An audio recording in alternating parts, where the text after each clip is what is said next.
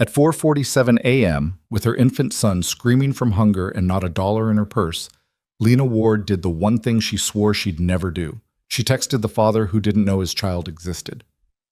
Victor Moretti wasn't just her dangerous ex.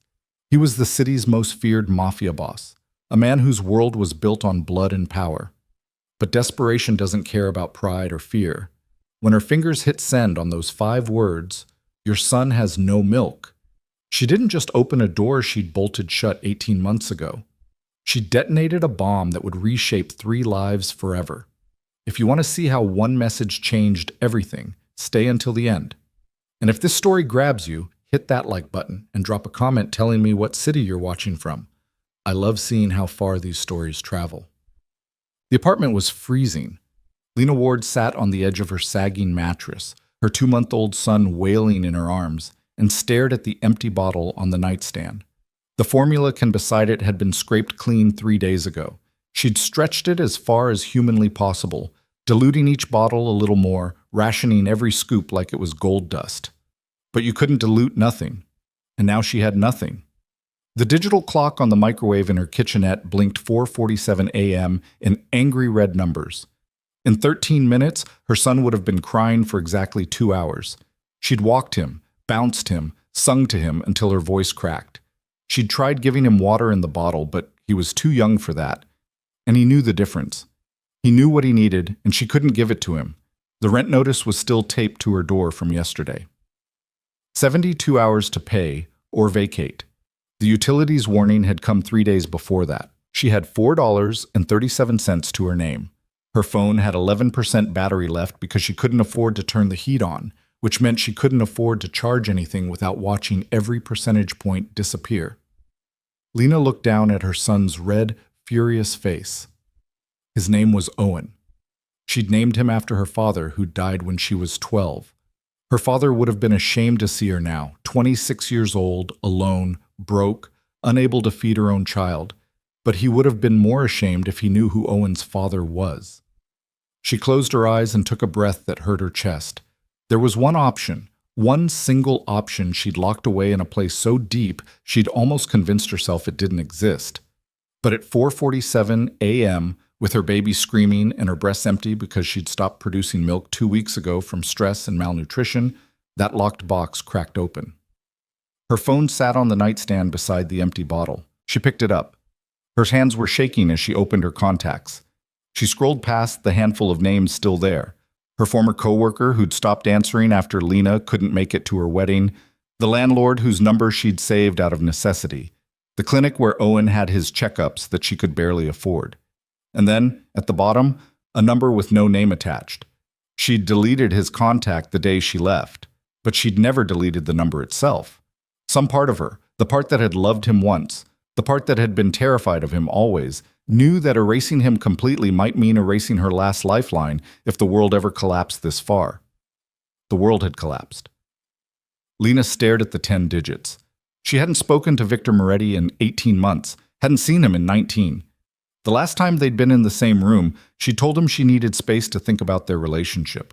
Then she'd disappeared in the middle of the night with one suitcase and a pregnancy test in her pocket showing 2 pink lines. She'd never told him about Owen. How could she? Victor Moretti wasn't someone you tied to a child. He wasn't someone you gave that kind of leverage, that kind of vulnerability. He was a man whose business was violence, whose reputation was built on fear, whose world had no room for something as fragile and pure as a baby. So she'd run. She'd changed her number, moved across the city to this rotting neighborhood where his people would never look, and she'd worked 3 jobs while pregnant until her body gave out, and she'd nearly lost Owen at 7 months. After that, she'd been too high risk to work, and the money had evaporated like steam. But she'd told herself it was worth it. Anything was worth keeping her son away from that life. Except now her son was starving. Lena typed the message with shaking thumbs. Your son has no milk. She stared at it for 30 seconds. Her finger hovered over the send button while Owen's cries escalated into something that sounded less like anger and more like genuine suffering. She hit send. Then she dropped the phone like it had burned her and immediately wanted to throw up. What had she just done? What had she just opened? Victor didn't even know Owen existed. That message would hit him like a freight train. He'd have questions. He'd have demands. He'd come here, and once he came here, once he saw this place and understood what she'd been hiding, her phone buzzed. Lena grabbed it so fast she nearly dropped Owen. The message was short. Address. That was it. One word. No questions, no shock, no anger. Just a command. Her stomach twisted. That was Victor. No hesitation, no wasted time. He saw a problem. He moved. It was what had made him so dangerous. It was what had made him so magnetic when she'd been too young and too stupid to understand what kind of man he really was. She typed her address with numb fingers and hit send. The reply came within seconds. Don't open the door for anyone but me. 20 minutes. Lena's heart was hammering so hard she could feel it in her throat. 20 minutes. He was coming here. Victor Moretti was coming to her crumbling studio apartment in the worst part of the city, and he was going to see everything, the peeling paint, the broken heat, the empty cabinets, the son he didn't know he had screaming in her arms. She looked around the apartment with fresh eyes, seeing it the way he would see it. The mattress on the floor because she'd sold the bed frame 4 months ago. The single-burner hot plate because the stove didn't work and the landlord wouldn't fix it. The black mold creeping up the corner of the bathroom. The window that didn't close all the way, letting in the freezing February air. This was where she'd raised his son for 2 months. This was what she'd chosen over him. Lena stood up and started pacing, trying to calm Owen, trying to calm herself. She couldn't do this. She couldn't face Victor. Not like this. Not with proof of her failure crying in her arms and evidence of her poverty spread across every surface. But Owen was hungry. Owen needed food, and she'd already hit send. The 20 minutes felt like 20 seconds. When the knock came, it was soft, almost gentle. That was somehow worse than if he'd pounded on the door. It meant he was in control. It meant he wasn't angry. It meant he was thinking. Lena walked to the door and opened it. Victor Moretti stood in her hallway, and the sight of him punched the air from her lungs. He looked exactly the same, tall, broad-shouldered, wearing a black wool coat that probably cost more than 3 months of her rent. His dark hair was shorter than she remembered, cut close on the sides. His face was all sharp angles and hard lines, except for his eyes, those deep brown eyes that had always been able to pin her in place without a single word. He was holding grocery bags. 4 of them, hanging from his hands like they weighed nothing. Victor's eyes went to Owen first. He stared at the baby in her arms with an expression Lena couldn't read. Then his gaze traveled over her, the sweatpants she'd been wearing for 3 days, the oversized t-shirt with formula stains on the shoulder, her unwashed hair pulled into a bun. Finally, he looked past her into the apartment. Something flickered across his face, something that might have been anger or might have been pain. "Let me in, Lena," he said quietly. She stepped back. Victor walked into her apartment, and the space seemed to shrink around him. He wasn't just tall. He carried a presence that filled rooms, that made people nervous, that reminded everyone exactly who he was. In her tiny studio, that presence was suffocating. He set the grocery bags on her counter, the only clear surface in the kitchen area, and turned to face her. "How old is he?" Victor asked. His voice was steady, but there was something underneath it, something sharp. 2 months, Lena whispered. 9 weeks. Victor did the math in his head. She watched him do it, watched his jaw tighten. "You were pregnant when you left." It wasn't a question. "Yes." Owen was still crying, though his wails had softened to exhausted whimpers. Victor's eyes went to him again, and this time they stayed there. "What's his name?" "Owen." "Owen," Victor repeated. He said it carefully, like he was testing how it felt.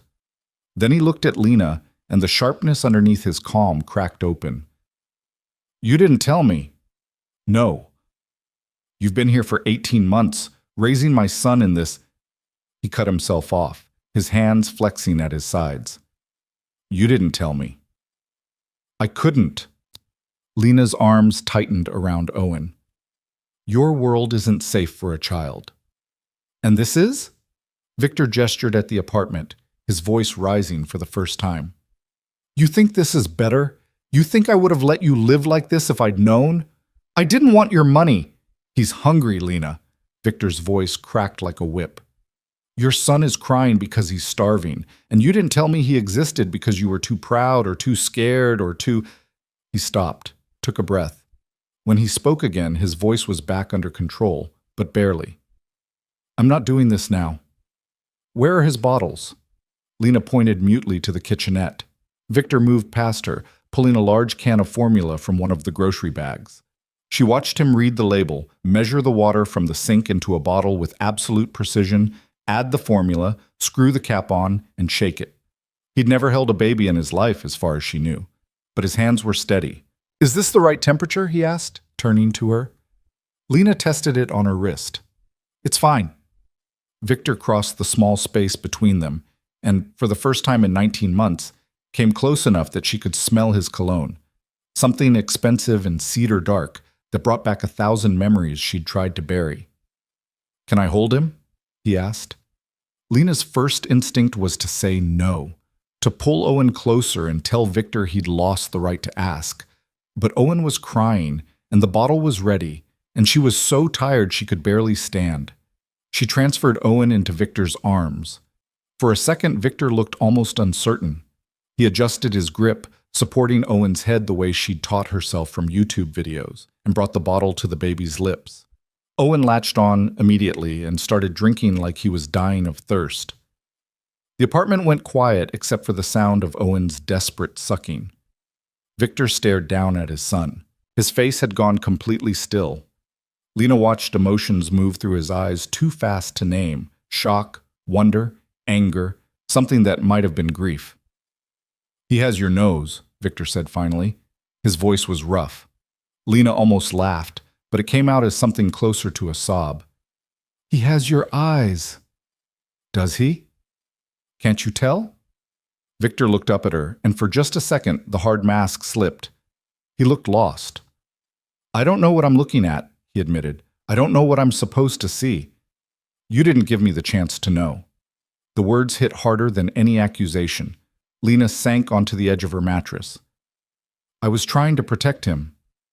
From me. From your life. They're the same thing, Lena. Victor sat down beside her, still holding Owen, still feeding him. The mattress dipped under his weight. You can't separate them. I know what I am. I've always known. But this... He looked down at Owen, whose eyes were starting to drift closed as he drank. You should have told me. Would you have let me go? The silence stretched long enough to be an answer. No, Victor said finally. I wouldn't have. But I would have made sure you had everything. I would have made sure he had everything. You wouldn't be living in a place with black mold and no heat.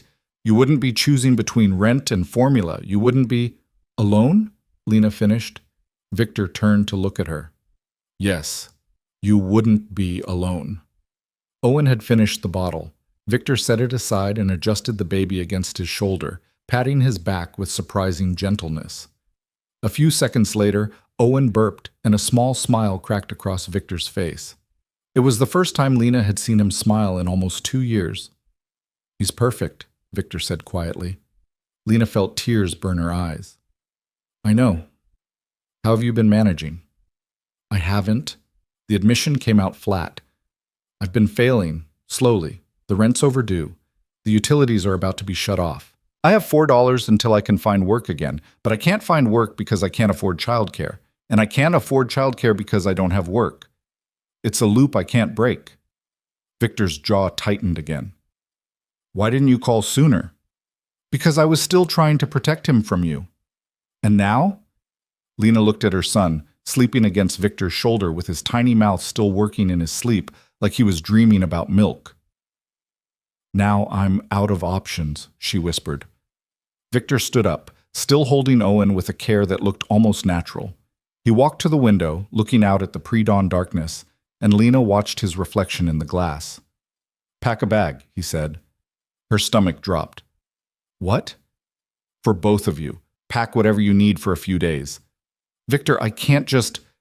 He turned around, and the look on his face stopped her mid-sentence. This ends today, Lena. You don't have heat. You don't have food. You can't pay rent. Your son is 2 months old, and he's been living in conditions that could get him taken away from you if the wrong person saw this place. His voice was calm, but there was iron underneath it. I'm not asking. Pack a bag. Where are we going?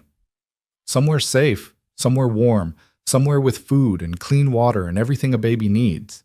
He paused. My home. Lena's heart started racing. I can't live with you. You're not living here anymore. That's not negotiable. Victor crossed back to her and carefully transferred Owen into her arms. The baby stirred but didn't wake. I'm going to unload the rest of these groceries. You're going to pack. And then we're leaving. You can't just decide. I can. Victor's eyes locked on hers. Because you made me a father without my knowledge, and you've been raising my son in poverty for 2 months without my help. And those facts mean you don't get to make unilateral decisions anymore. We do this together now, or I make them for you. Your choice. It should have made her angry. It should have made her fight back. But Lena was too exhausted, too worn down, too relieved that someone was finally taking some of the weight. One night, she said. We'll stay one night, and then we'll figure something else out. Victor studied her face. Okay. I mean it, Victor. I know you do. He turned back to the groceries and started unpacking. Formula, diapers, baby wipes, jars of pureed food for when Owen was older, bottles, pacifiers. Then food for her, bread, eggs, cheese, fruit, things that didn't need cooking. But one night becomes 2 when you see that he's sleeping through for the first time because he's warm and fed. 2 becomes 3 when you're not worried about the lights going out. And 3 becomes however long it takes for you to understand that I'm not letting either of you go again. Lena held Owen closer. This doesn't mean I forgive you for everything. I know. It doesn't mean I trust you. I know that too. And it doesn't mean we're together. Victor paused, his back still to her. Lena, we were never not together. You just ran far enough that you could pretend we were. Before she could respond, he turned around with a package of diapers. Show me how to change him, Victor said. I'm going to need to know. The drive to Victor's house took 40 minutes. Lena sat in the back of his car, a sleek black SUV that probably cost more than she'd make in 5 years, with Owen's carrier strapped in beside her. Victor had installed the car seat base himself with the kind of meticulous attention she remembered from when he used to check her seatbelt before driving anywhere. Some things hadn't changed. The city slipped past the tinted windows as dawn started to break. They drove out of her neighborhood with its boarded-up shops and chain-link fences, through downtown with its empty streets, and into the hills where the houses got bigger and the gates got taller. Victor's estate was at the end of a private road. Lena had been here once before, about 2 years ago, before everything fell apart. It had intimidated her then. It terrified her now. The gate opened automatically as they approached. Victor pulled through and up a long driveway lined with bare trees. The house at the end was massive, stone and glass and sharp modern lines that looked like they'd been carved out of the hillside. You remodeled, Lena said quietly. Had to. Old place had too many bad memories. Victor glanced at her in the rearview mirror. I bought this one 6 months ago. Fresh start. He pulled into a garage that held 4 other cars, all of them expensive. The door closed behind them with a quiet hum. Victor got out first and came around to help with Owen's carrier. Lena unbuckled it and let him lift it out, watching the way he handled it, carefully, like it was made of glass. They walked through a mudroom into the house itself, and Lena's breath caught. Everything was different from the old place. Where that had been dark wood and heavy furniture, this was light and open. Floor-to-ceiling windows looked out over the city below. The floors were pale hardwood. The walls were white. It felt clean, new, safe. Guest room is upstairs, Victor said. I had it prepared after I got your message. Lena looked at him sharply. You had time to prepare a room? I made calls on the way. He led her up a floating staircase to the 2nd floor and down a hallway. This is yours. He opened a door. The room inside was beautiful. A large bed with white linens, a dresser, a chair by the window, and in the corner, a bassinet that looked brand new.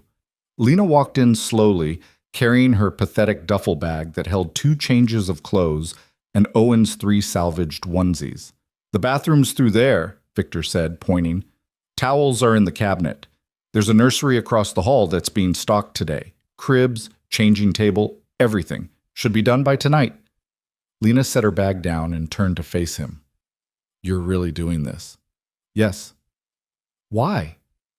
Victor set Owen's carrier gently on the floor and straightened. For a long moment, he just looked at her. "Because he's mine," he said finally. "And because you're—" He stopped himself. "Because you needed help and you asked. That's enough." "I'm not staying long." "We'll see." "Victor, get some sleep, Lena." He moved toward the door. "I'll watch him. You look like you haven't slept in weeks." "I can't just—" "Yes, you can." Victor paused in the doorway. "You're safe here. Both of you. I promise you that. Whatever else you don't trust me with this." He closed the door before she could argue. Lena stood in the middle of the beautiful room holding her duffel bag and felt the full weight of the last 2 months crash down on her. Her legs gave out. She sank onto the edge of the bed and put her face in her hands. She'd done it. She'd actually contacted Victor. She'd let him into Owen's life. She'd brought her son into the world she'd run from. And the worst part, the part that made her chest ache with something too complicated to name, was that it felt like relief. When Lena woke up, the sun was high in the sky and her phone said it was 2:34 p.m. She sat up in a panic. Owen! Where was Owen? She threw off the blankets. When had she gotten under blankets? And ran to the door, yanking it open. The hallway was quiet. Lena followed the sound of voices downstairs. As she got closer, she recognized Victor's low murmur, and then her heart stopped. A woman's voice. She came around the corner into the living room and froze. Victor was sitting on the couch, holding Owen against his shoulder. A woman in her 50s with kind eyes and graying hair sat beside him, watching as he gently bounced the baby. "Like this?" Victor was asking. "Perfect," the woman said warmly. "You're a natural. He's so content." "He wasn't an hour ago. Screamed through the entire diaper change." "That's normal. They hate being cold and exposed. You'll get faster with practice." Victor looked up and saw Lena. Something in his expression softened. "You're awake," he said. The woman turned and smiled. "You must be Lena. I'm Caroline. Mr. Moretti hired me to help with the baby while you settle in." Lena's brain was still catching up. "You hired a nurse?" "Nanny," Victor corrected. "Caroline has 30 years of experience. She'll be here during the day to help with Owen and teach us what we need to know." "Teach us?" Lena repeated. Victor stood up, still holding Owen like he'd been doing it his whole life. "I told you, we're doing this together now." Caroline gathered her bag and stood. "I'll give you two some privacy. I've prepared bottles for the next few feedings. They're in the warmer in the kitchen. There's a schedule on the counter." She smiled at Lena. "Get some rest, dear. You look like you need it." She left through the front door, and Lena heard it click shut behind her. The silence felt heavy. "You can't just hire people without asking me," Lena said finally. "I can, and I did."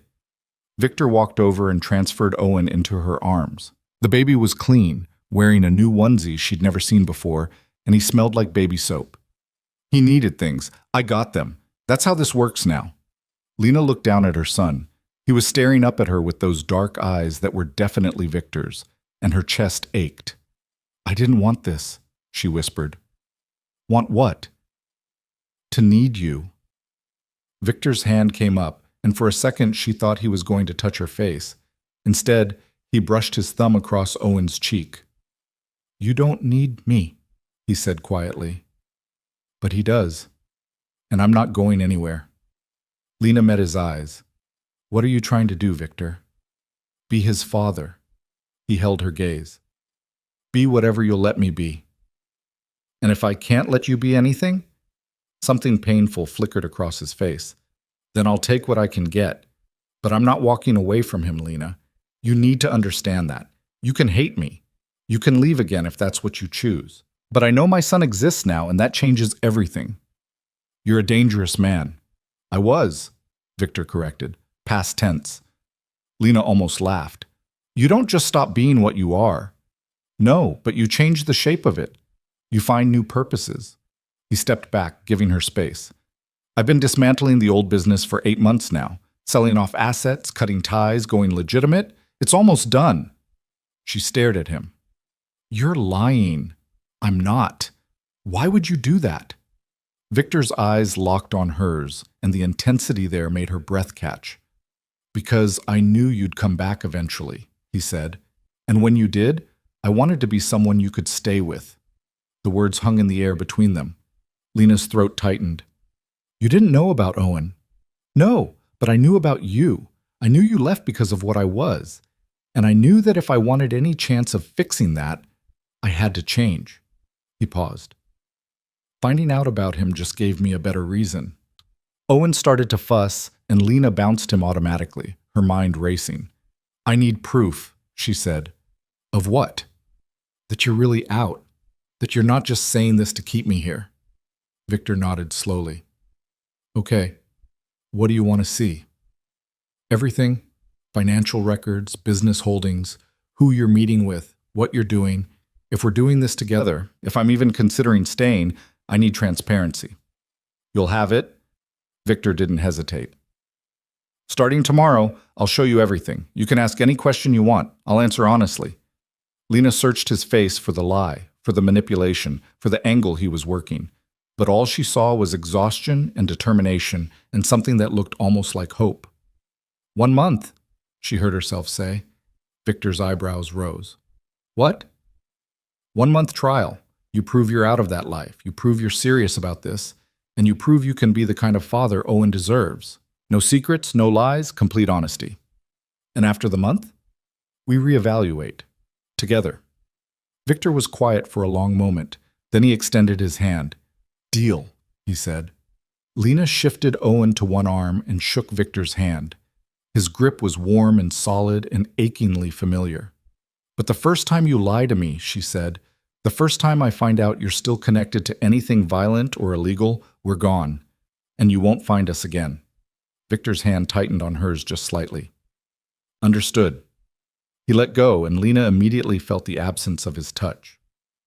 "The nursery's done," Victor said, his voice carefully neutral. "Want to see it?" Despite everything, despite her fear and her anger and her bone-deep exhaustion, Lena felt a flicker of curiosity. "Okay," she said.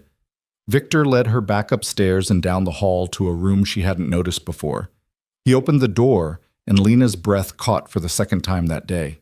The nursery was perfect. Soft gray walls, white furniture, a crib with a mobile hanging above it, shelves stocked with diapers and wipes and more supplies than Owen would use in 6 months.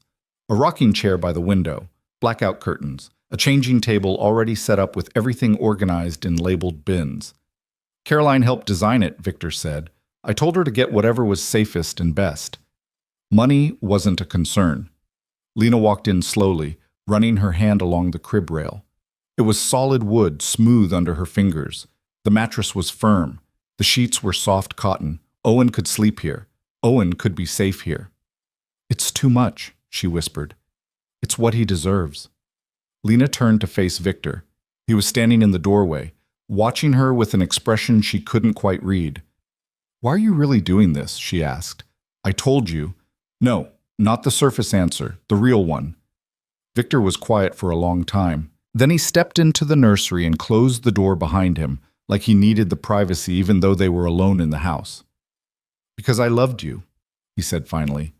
"And because when you left, I understood why, even if it destroyed me. You saw what I was and you ran, and I couldn't blame you for that. But I also couldn't let you go, so I started changing. Not because I thought I'd find you. I had people looking, but you'd vanished completely. But because I thought maybe if I became someone different, someone better, then someday if our paths crossed again, you wouldn't have to run." He looked down at Owen, sleeping in Lena's arms. "And then you texted me about our son, and I realized I'd been changing for the wrong reason. It wasn't about getting you back. It was about being the kind of man who deserved to be in his life. In both your lives." Lena's eyes burned. "You broke my heart." "I know. You were building something evil, and you expected me to live in the center of it like it was normal." "I know that too." "So how am I supposed to trust that you've changed? How am I supposed to believe this isn't just another manipulation?" Victor met her eyes. "You're not. Not yet. That's what the month is for. I'm going to prove it to you day by day, decision by decision, and at the end you'll either believe me or you won't. But I'm going to try, Lena. For him. For you. For myself." Owen stirred in her arms and made a small sound. Both of them looked down at him. "He's beautiful," Victor said softly. "He is.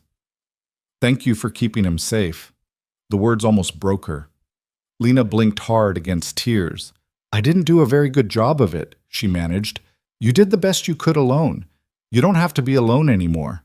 Lena wanted to argue. She wanted to protect herself, to keep her walls up, to remember all the reasons she'd run in the first place. But she was tired. So tired. And Owen was warm and fed and safe, and for the first time in months, she wasn't carrying everything by herself. "Okay," she whispered. "Okay? 1 month. We'll try." Victor's entire body seemed to relax. "Thank you. Don't thank me yet. You have a lot to prove." "I know." He moved toward the door. "Get some rest, both of you. I'll wake you for his next feeding." "Victor?" He turned back. "What happens if this doesn't work?" Lena asked. "What happens if at the end of the month I still can't trust you?" Victor's expression was achingly honest. "Then I'll help you find a safe place to live, and I'll set up support for Owen, and I'll be the best father I can be from whatever distance you allow. But I won't disappear. He's my son. I won't abandon him the way—" He cut himself off. "The way your father abandoned you," Lena finished quietly. Victor's jaw tightened. Yes, she'd known about his childhood. Not much. Victor didn't talk about his past, but enough to understand that he'd grown up without a father, that his mother had struggled, that he'd built his empire out of desperation and anger and a need to never be powerless again. Owen would not grow up like that. No matter what happened between her and Victor, she could see that he meant that promise. "Okay," she said again. 1 month. Victor nodded and left the room, closing the door softly behind him. Lena stood in the perfect nursery, holding her son, and wondered if she'd just made the best decision of her life or the worst. The first 3 days passed in a blur of feedings and diaper changes and moments so surreal that Lena kept expecting to wake up back in her freezing apartment. But she didn't wake up. This was real. The soft sheets, the warm room, the endless supply of everything Owen needed. It was all real. And so was Victor, who appeared at every feeding like clockwork, watching Caroline demonstrate techniques with the focused intensity he used to reserve for business deals. On the morning of the 4th day, Lena found him in the nursery at 6 a.m., changing Owen's diaper with the kind of precision that would have been funny if it wasn't so touching. "You're getting faster," she said from the doorway. Victor looked up, and something in his expression softened when he saw her. "Caroline says I need to work on my swaddling technique. Apparently I'm wrapping him too tight." "You're doing fine." "He screamed for 10 minutes last night." "He's a baby. That's what they do." Lena walked in and picked up Owen once Victor had him dressed. The baby immediately settled against her chest, and she felt that familiar rush of love and terror that came with motherhood. "You don't have to be perfect at this." "Yes, I do." Victor washed his hands at the small sink Caroline had insisted be installed in the nursery. "I have 2 months to make up for. I can't afford mistakes." Lena sat down in the rocking chair, adjusting Owen in her arms. "That's not how this works. You're learning. He doesn't know the difference." Victor dried his hands and turned to face her. He was wearing sweatpants and a t-shirt, his hair still messy from sleep, and Lena had to actively ignore how much she'd missed seeing him like this. Unguarded, human, real. "I want to show you something today," he said. Her guard went up immediately. "Show me what?" "The proof you asked for, that I'm out." Victor leaned against the changing table. "I've been putting together documentation all week. Financial records, legal contracts, everything. It's ready." Lena's stomach tightened. Part of her didn't want to know. Part of her wanted to stay in this bubble where she could pretend Victor was just a man helping her, not a former crime boss trying to prove he'd changed. But she'd made a deal. 1 month of complete honesty. "Okay," she said. "When?" "After Owen's morning nap. Caroline will watch him. We'll go to my office." "Here?" "Downstairs. I had it built when I bought the place." Victor's eyes stayed on hers. "Everything I'm going to show you, it's not pretty, Lena. You're going to see exactly what I was, what I built, what I destroyed on my way out. I need you to be prepared for that." "I know what you were." You know some of it. You don't know all of it. The weight in his voice made her chest tight. Will it change how I see you? Victor's smile was sad. Probably, but you deserve the truth. That was the deal. Owen started to fuss, and Lena stood to walk him, bouncing gently the way that always calmed him. Victor watched them for a moment, and she could see him cataloging the movement, learning. I'll make breakfast, he said finally. Come down when you're ready. He left, and Lena was alone with Owen and her thoughts. The truth. She was about to learn the full scope of what Victor had been, and some part of her was terrified that seeing it laid out in black and white would make it impossible to stay, would make the last 4 days feel like a beautiful lie before the inevitable collapse. But she'd asked for this. She'd demanded transparency. Now she had to follow through. 3 hours later, Lena followed Victor down a hallway she hadn't explored yet. It led to a door that required a fingerprint scan to open. Victor pressed his thumb to the panel and the lock clicked. The office inside was nothing like the rest of the house. Where everything else was light and modern, this room was all dark wood and leather. Floor-to-ceiling bookshelves lined 2 walls. A massive desk sat in front of windows that overlooked the city, and on the desk, several thick folders waited. Sit, Victor said, gesturing to one of the chairs across from his desk. Lena sat. Her heart was hammering. Victor took the chair beside her instead of behind the desk. A deliberate choice, she realized. He wasn't positioning himself as the authority here. He was sitting with her as an equal. He pulled the first folder over and opened it. This is everything, he said quietly. 6 years of building an empire and 8 months of tearing it down. I'm going to walk you through all of it, and you can ask any question you want. But before I start, I need you to understand something. Lena looked at him. I'm not going to make excuses, Victor continued. I'm not going to justify what I did or try to explain it away. I made choices, bad choices, choices that hurt people, and I'm going to own all of it, okay? Okay, Lena whispered. Victor took a breath and started talking. He told her about the beginning, how he'd started with protection rackets in his 20s, leveraging his reputation for violence into profit, how he'd expanded into gambling, then smuggling, then money laundering, how the empire had grown faster than he could control, pulling him deeper into a world where power meant everything and mercy was weakness. He showed her financial records that detailed transactions she could barely comprehend, millions of dollars moving through shell companies, offshore accounts, businesses that existed only on paper. He explained each one with the detached efficiency of a professor teaching a class, never flinching from the ugliest parts. Then he showed her the cost. This is Marco DeLuca, Victor said, sliding a photograph across the desk. It showed a man in his 40s with graying hair. He worked for me for 3 years. Good man. Loyal. He got caught skimming money to pay for his daughter's cancer treatment. Lena's stomach dropped. What happened to him? I had him beaten as an example to the others. Broke his jaw, 3 ribs, and his left arm. Victor's voice was flat. He couldn't work for 6 months. His daughter died while he was recovering because he couldn't afford the treatments. Victor, I need you to hear this.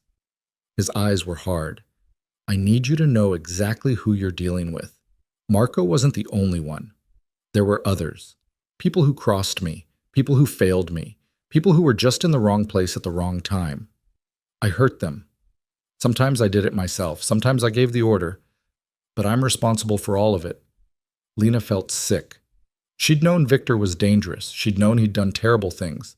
But hearing the specifics, seeing the evidence laid out in front of her, made it real in a way that abstract knowledge never had. Why are you telling me this? She asked.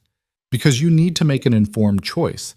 You need to decide if you can trust a man who did these things, even if he's trying to change. Victor pushed another folder toward her. This is what I've done to get out. Every business I've sold, every connection I've severed, every debt I've paid to make sure no one has leverage over me anymore. It took 8 months and cost me almost everything I'd built. Lena opened the folder. Inside were contracts, wire transfers, legal documents. She didn't understand most of it, but she could see the pattern, systematic dismantling of an empire. The last piece closes next week, Victor said. A warehouse operation on the east side. Once that's sold, I'm completely clean. Legitimate income only. Investments, real estate, A security consulting firm that actually does security consulting instead of being a front. Security consulting? Lena looked up. Turns out people will pay a lot of money for someone who knows how criminals think. Victor's smile was bitter. I'm using what I learned in that world to help people protect themselves from it. It's not redemption. But it's something. Lena stared at the documents in front of her. The evidence of Victor's past was overwhelming, but so was the evidence of his effort to change. What about the people you hurt? She asked. Marco and the others, what happens to them? Victor pulled out another folder, thinner than the rest. I've been trying to make amends where I can. Marco got an anonymous donation that covered his medical bills and then some. I can't bring his daughter back, but I could at least make sure he didn't lose everything. Others got similar help, enough to rebuild, to start over. Some refused to take it. I don't blame them. They don't know it came from you? No, and they never will. I'm not doing it for forgiveness. I'm doing it because it's right. Victor closed the folder. There are some people I can't make amends to. People who died because of decisions I made. All I can do is try to be better going forward. Lena's hands were shaking. She folded them in her lap and tried to process everything she'd just learned. I need a minute, she said. Take your time. She stood and walked to the window. The city sprawled below, beautiful and indifferent. Somewhere out there were people whose lives Victor had destroyed. Somewhere out there were families who would never be whole again because of choices he'd made. But up here, in this house, was a man trying desperately to be different. A man learning to change diapers and make bottles and be a father to a son he hadn't known existed. Could those two versions of Victor coexist? Could someone who'd done such terrible things really become someone safe? Lena, Victor said quietly behind her. If you want to leave, I'll help you. I meant what I said. Owen deserves a father, but he also deserves a mother who feels safe. If you can't feel safe here, we'll find another way. Lena turned to face him. Do you still have connections to that world? People who could come after you? After us? No. That's why it took 8 months to get out. I had to close every door, settle every debt, make sure no one had a reason to come looking. The people who knew me then think I retired, moved abroad. The few who know I'm still in the city know I'm not in the game anymore. Victor stood up. But I won't lie to you. There's always a risk when you've lived the life I lived. Someone could show up looking for revenge. Someone could try to pull me back in. I've done everything I can to prevent that, but I can't guarantee it will never happen. That's not very reassuring. No, but it's honest. Victor moved closer but stopped a few feet away, giving her space. This house has security that rivals most government buildings. I have people watching for threats. If anyone from my past shows up, we'll know about it before they get close. I'm doing everything I can to keep you both safe. Lena studied his face. You really love him, don't you? Owen? Yes. No hesitation. From the second I saw him. I didn't know I could feel like that. And me? The question hung between them. Victor's expression shifted into something raw. You know the answer to that. Say it anyway. I love you, Lena. I never stopped. Even when I thought I'd never see you again, even when I was tearing down everything I'd built, you were the reason. The hope that maybe someday I could be someone you'd come back to. He took a breath. But I also know love isn't enough. I know I have to earn your trust. That's what this month is about. Lena's chest ached. I don't know if I can love you again. I know. I don't know if I can forgive what you were. I wouldn't ask you to. Then what are you asking for? Victor's eyes held hers. A chance. Just a chance to prove I can be the man you and Owen need. That's all. Lena looked at him, really looked at him. She saw the exhaustion in his eyes from nights spent learning how to care for an infant. She saw the determination in the set of his jaw. She saw the hope he was trying not to show her because he didn't want to pressure her into anything. And underneath all of it, she saw the man she'd fallen in love with 4 years ago, the one who'd made her laugh, who'd protected her, who'd made her feel seen in a way no one else ever had. That man had been real. He'd just also been a criminal. Okay, she said finally. Okay? I'm staying for the rest of the month, like we agreed, but Victor... She moved closer. If I find out you lied about any of this, if I find out there's still something you're hiding, we're done. Completely. Do you understand? I understand. And I need you to understand something too. I'm not here because I love you. I'm here because Owen needs stability and safety. And right now, you're offering that. Don't confuse those things. Something flickered across Victor's face. Pain, maybe, or disappointment, but he nodded. I won't. Good. Lena turned toward the door. I should check on him. Caroline's probably ready for a break. Lena, wait. She turned back.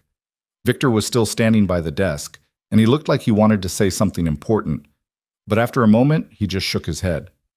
Thank you, he said instead, for staying, for giving me this chance. Lena nodded and left the office, her mind spinning. She'd seen the proof. She'd heard the truth.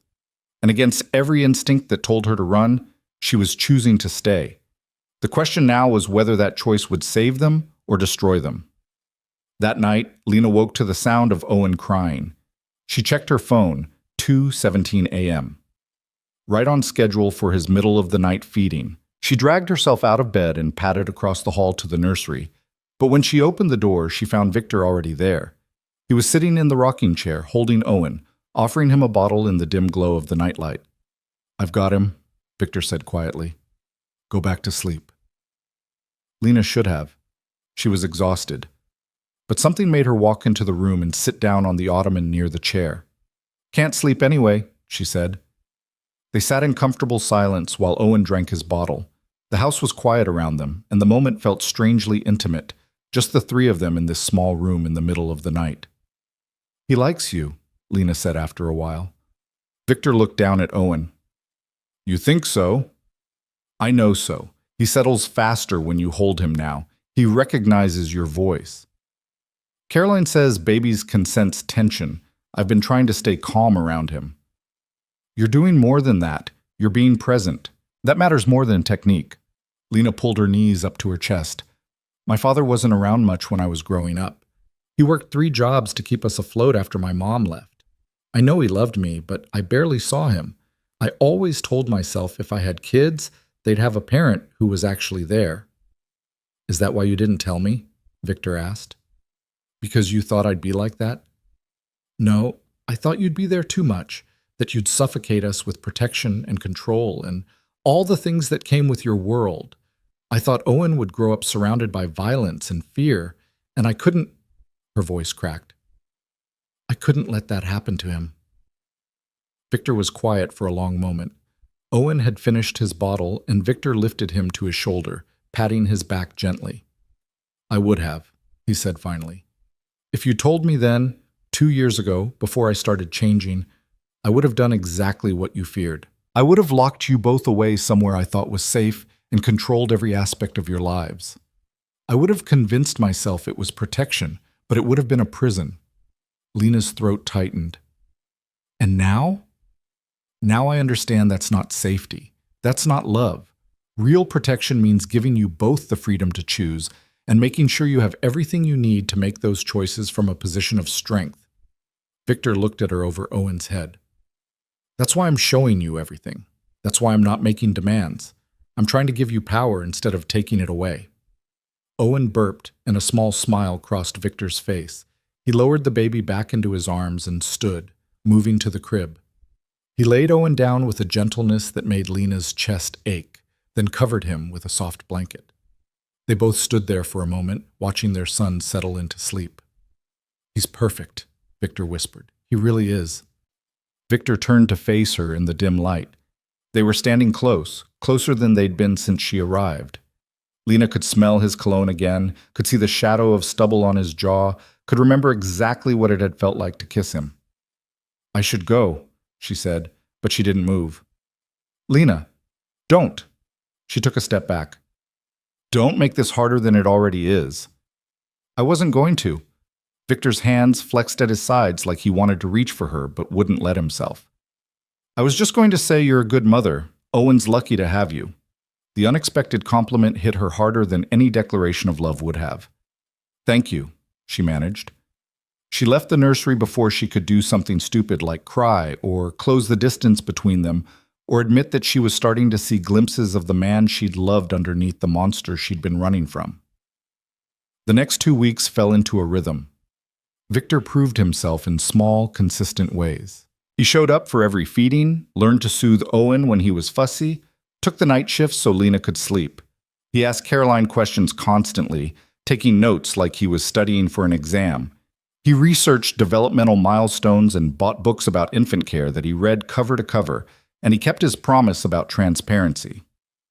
Every evening after Owen went to bed, Victor would give Lena updates on his business dealings. He showed her contracts before he signed them. He explained his schedule and where he'd been during the day. He introduced her to his lawyer, his accountant, and the few legitimate business partners he was building relationships with. It was exhausting and overwhelming, and exactly what she'd asked for. Lena found herself relaxing incrementally. The tight ball of anxiety in her chest loosened a little more each day.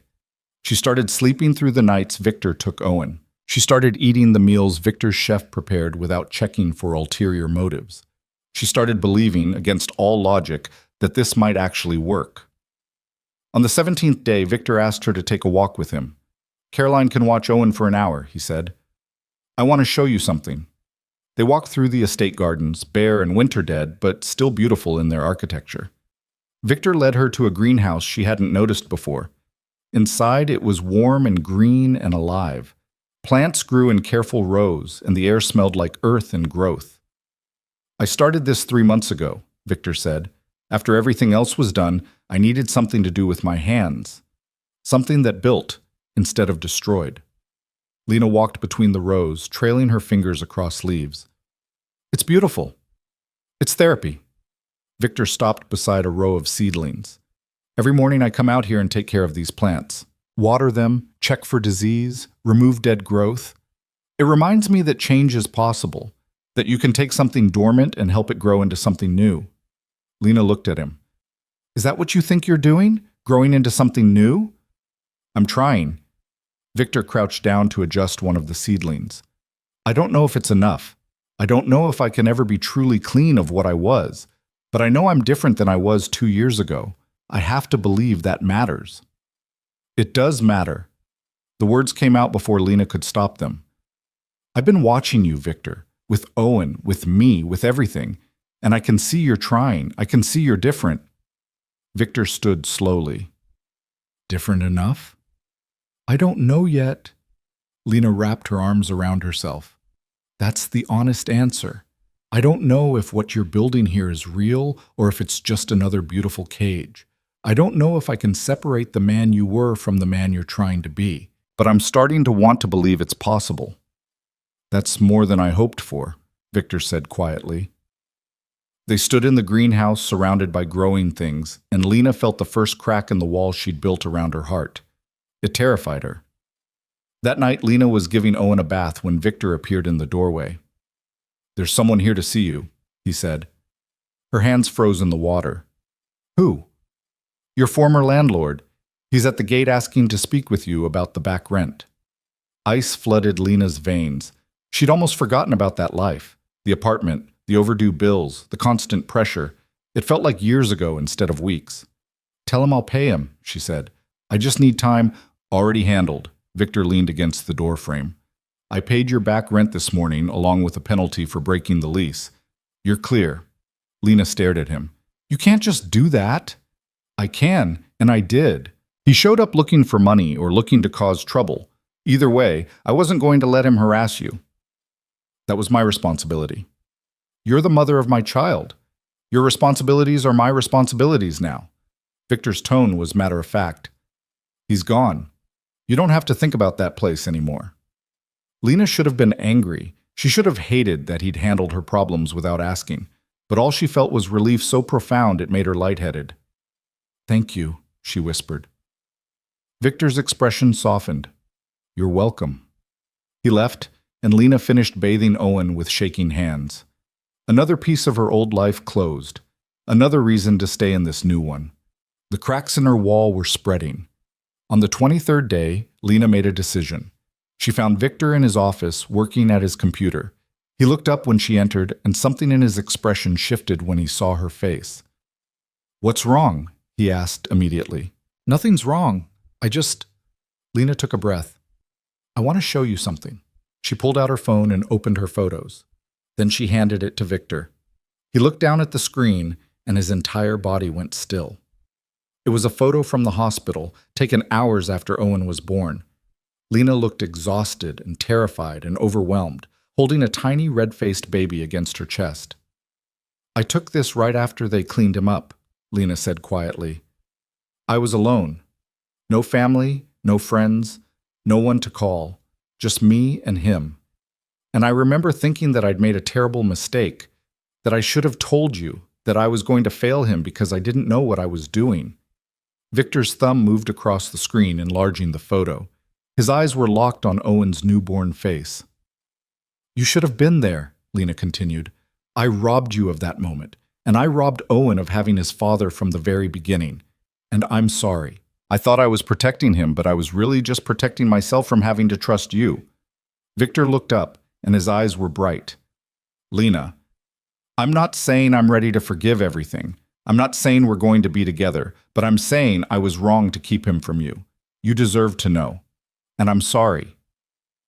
Victor set the phone down carefully and stood. For a moment, Lena thought he might close the distance between them, might pull her into his arms the way he used to, but he just stood there, looking at her like she'd given him something precious. Thank you, he said roughly. That means more than you know. Can I ask you something? Anything. If I had told you about Owen from the beginning, what would you have done? Really? Victor was quiet for a long moment. Honestly, 2 years ago, I would have locked you both away somewhere I thought was safe. I would have convinced myself I was protecting you, but really I would have been controlling you, and eventually you would have hated me for it. And now? Now I would have asked what you needed and tried to provide it while respecting your choices. But I don't know if I could have done that then. I wasn't ready to be a father. I wasn't ready to be a partner. I was still trying to build an empire instead of a life. Lena nodded slowly. So maybe the timing worked out the way it needed to. Maybe. Victor's smile was sad. Or maybe we just lost 18 months we can't get back. But we have now. We have the future. That has to be enough. The wall around Lena's heart cracked a little wider. That night she lay in bed staring at the ceiling and admitted something she'd been avoiding for 3 weeks. She was falling for Victor again.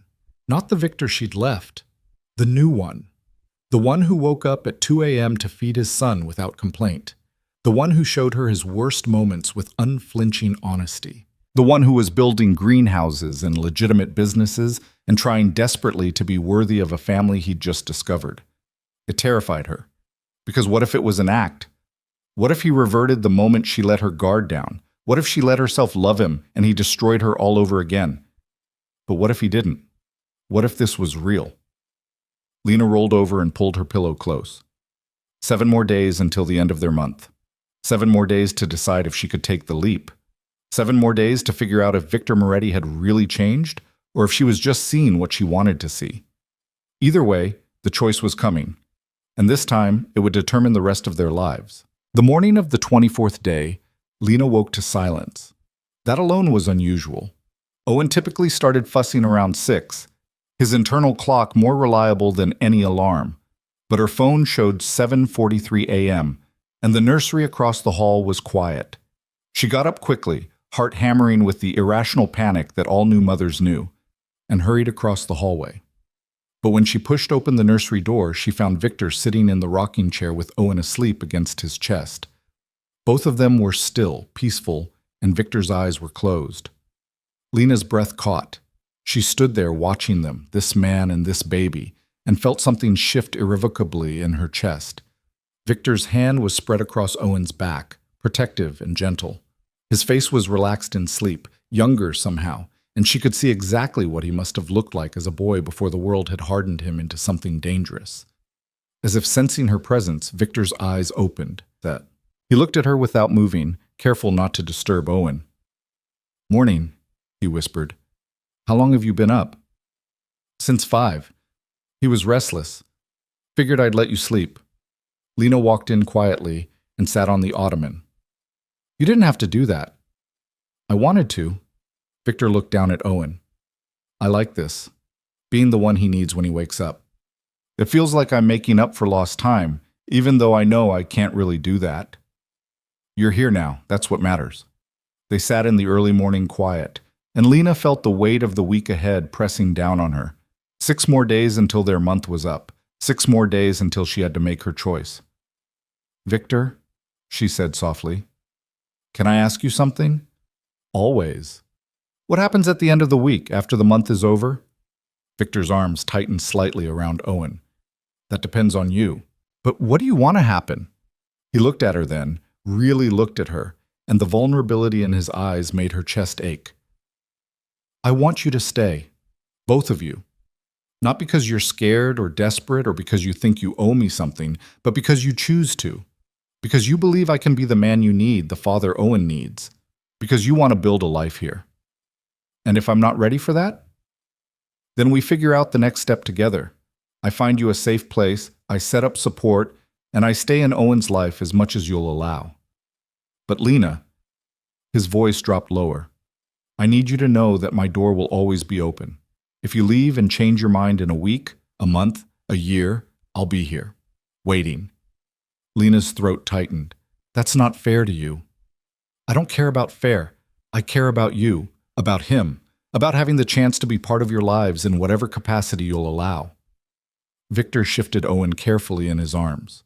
I've spent the last 3 weeks trying to prove I've changed, and I think I have. But the final proof is this.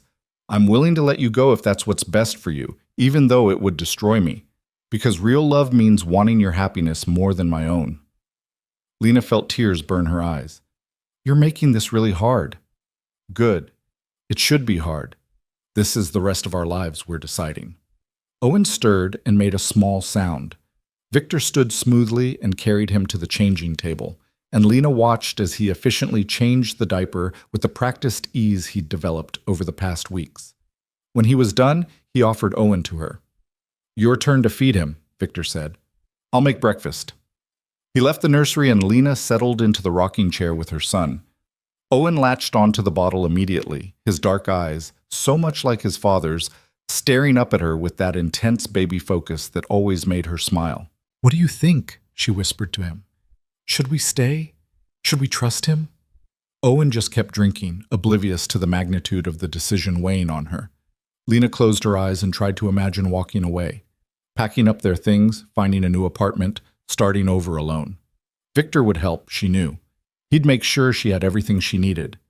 But Owen would grow up split between 2 homes, 2 lives, never quite whole.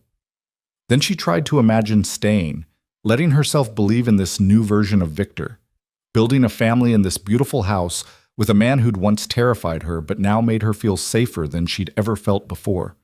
Both futures were terrifying in different ways. The question was which fear she could live with. 3 days before the month ended, Victor's final business deal closed. Lena knew because he came to find her in the nursery where she was folding Owen's laundry, and his face was different somehow. Lighter. It's done, he said from the doorway. She looked up.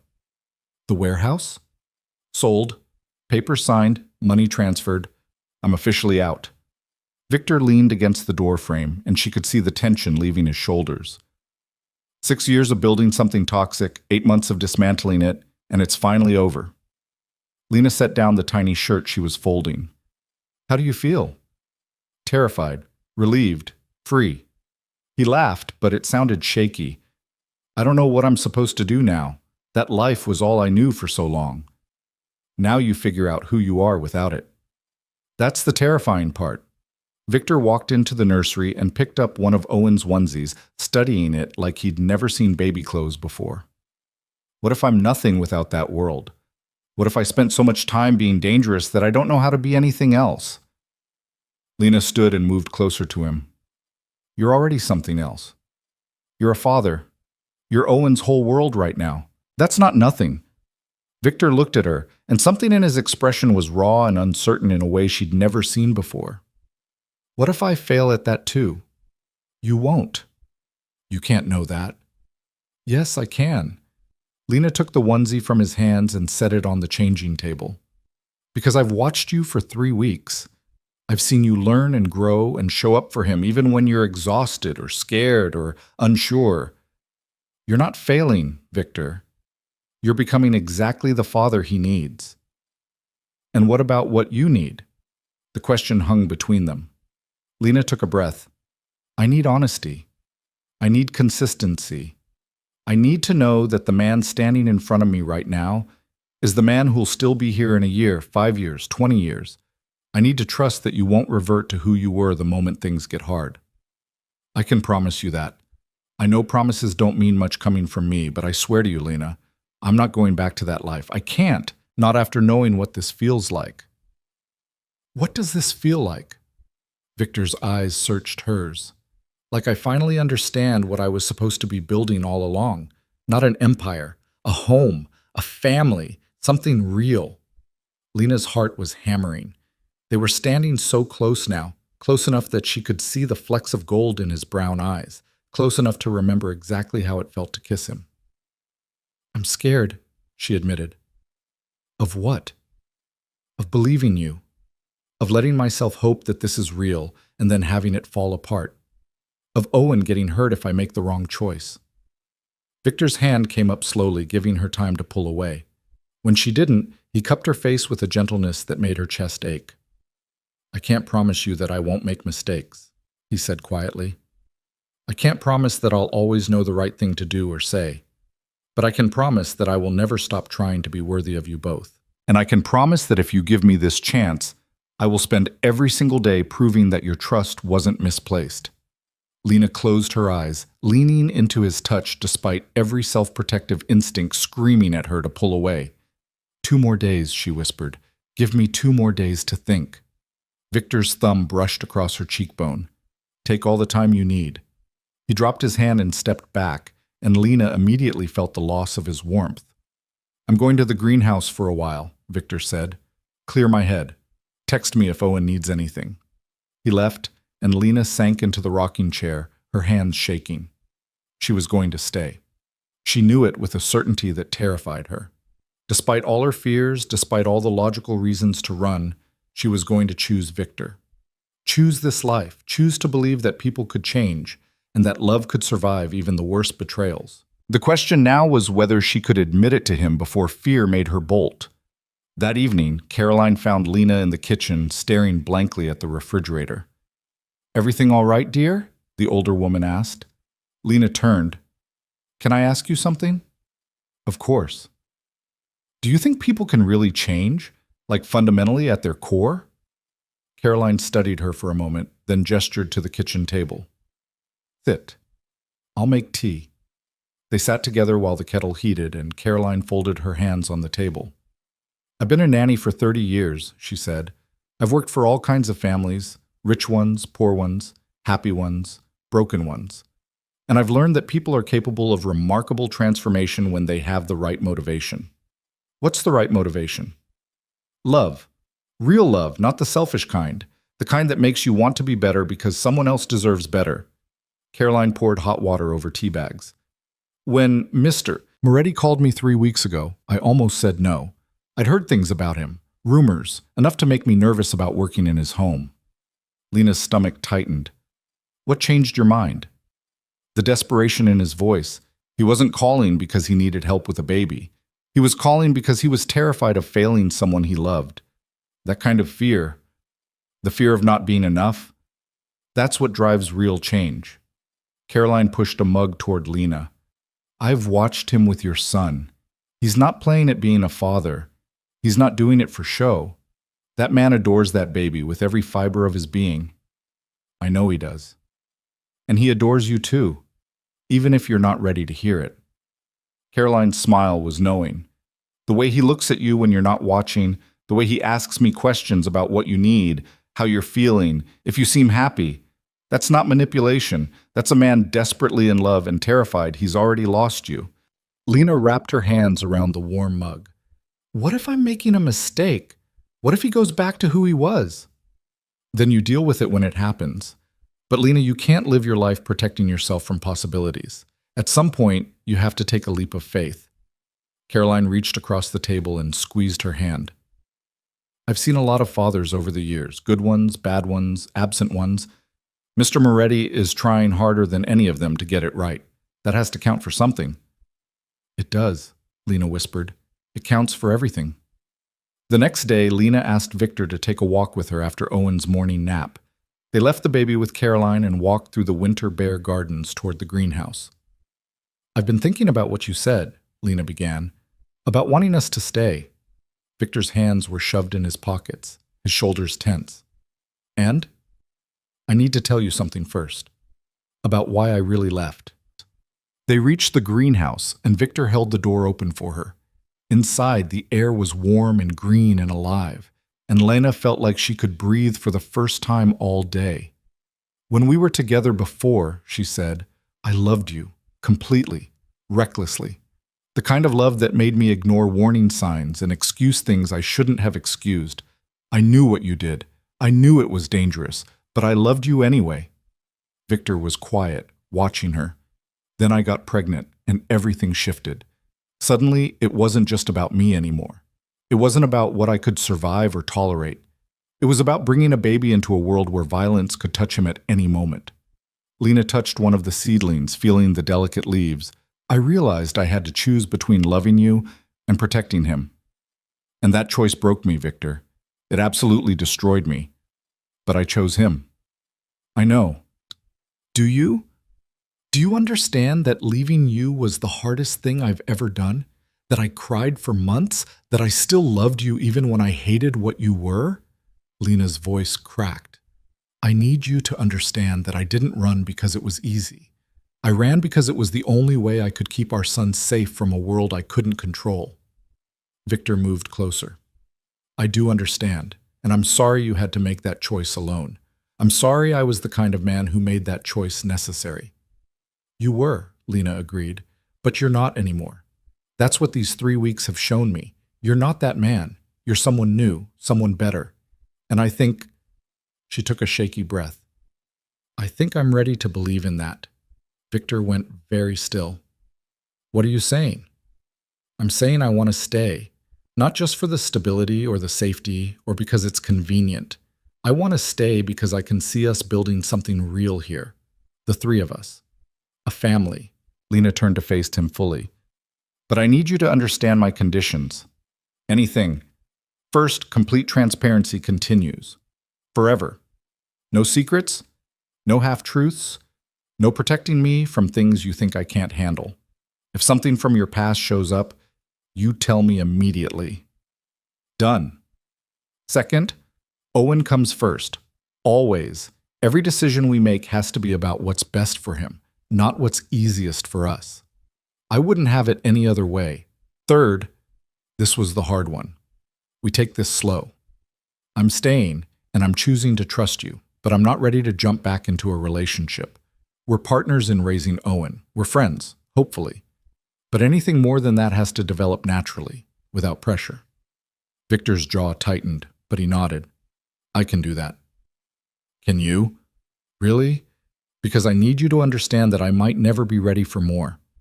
I might decide that co-parenting is all I can offer you, and you need to be okay with that. The silence stretched long enough to be painful. Victor looked out at his plants, his hands still in his pockets, and Lena watched him wrestle with what she was asking. I won't lie and say that's what I want, he said finally.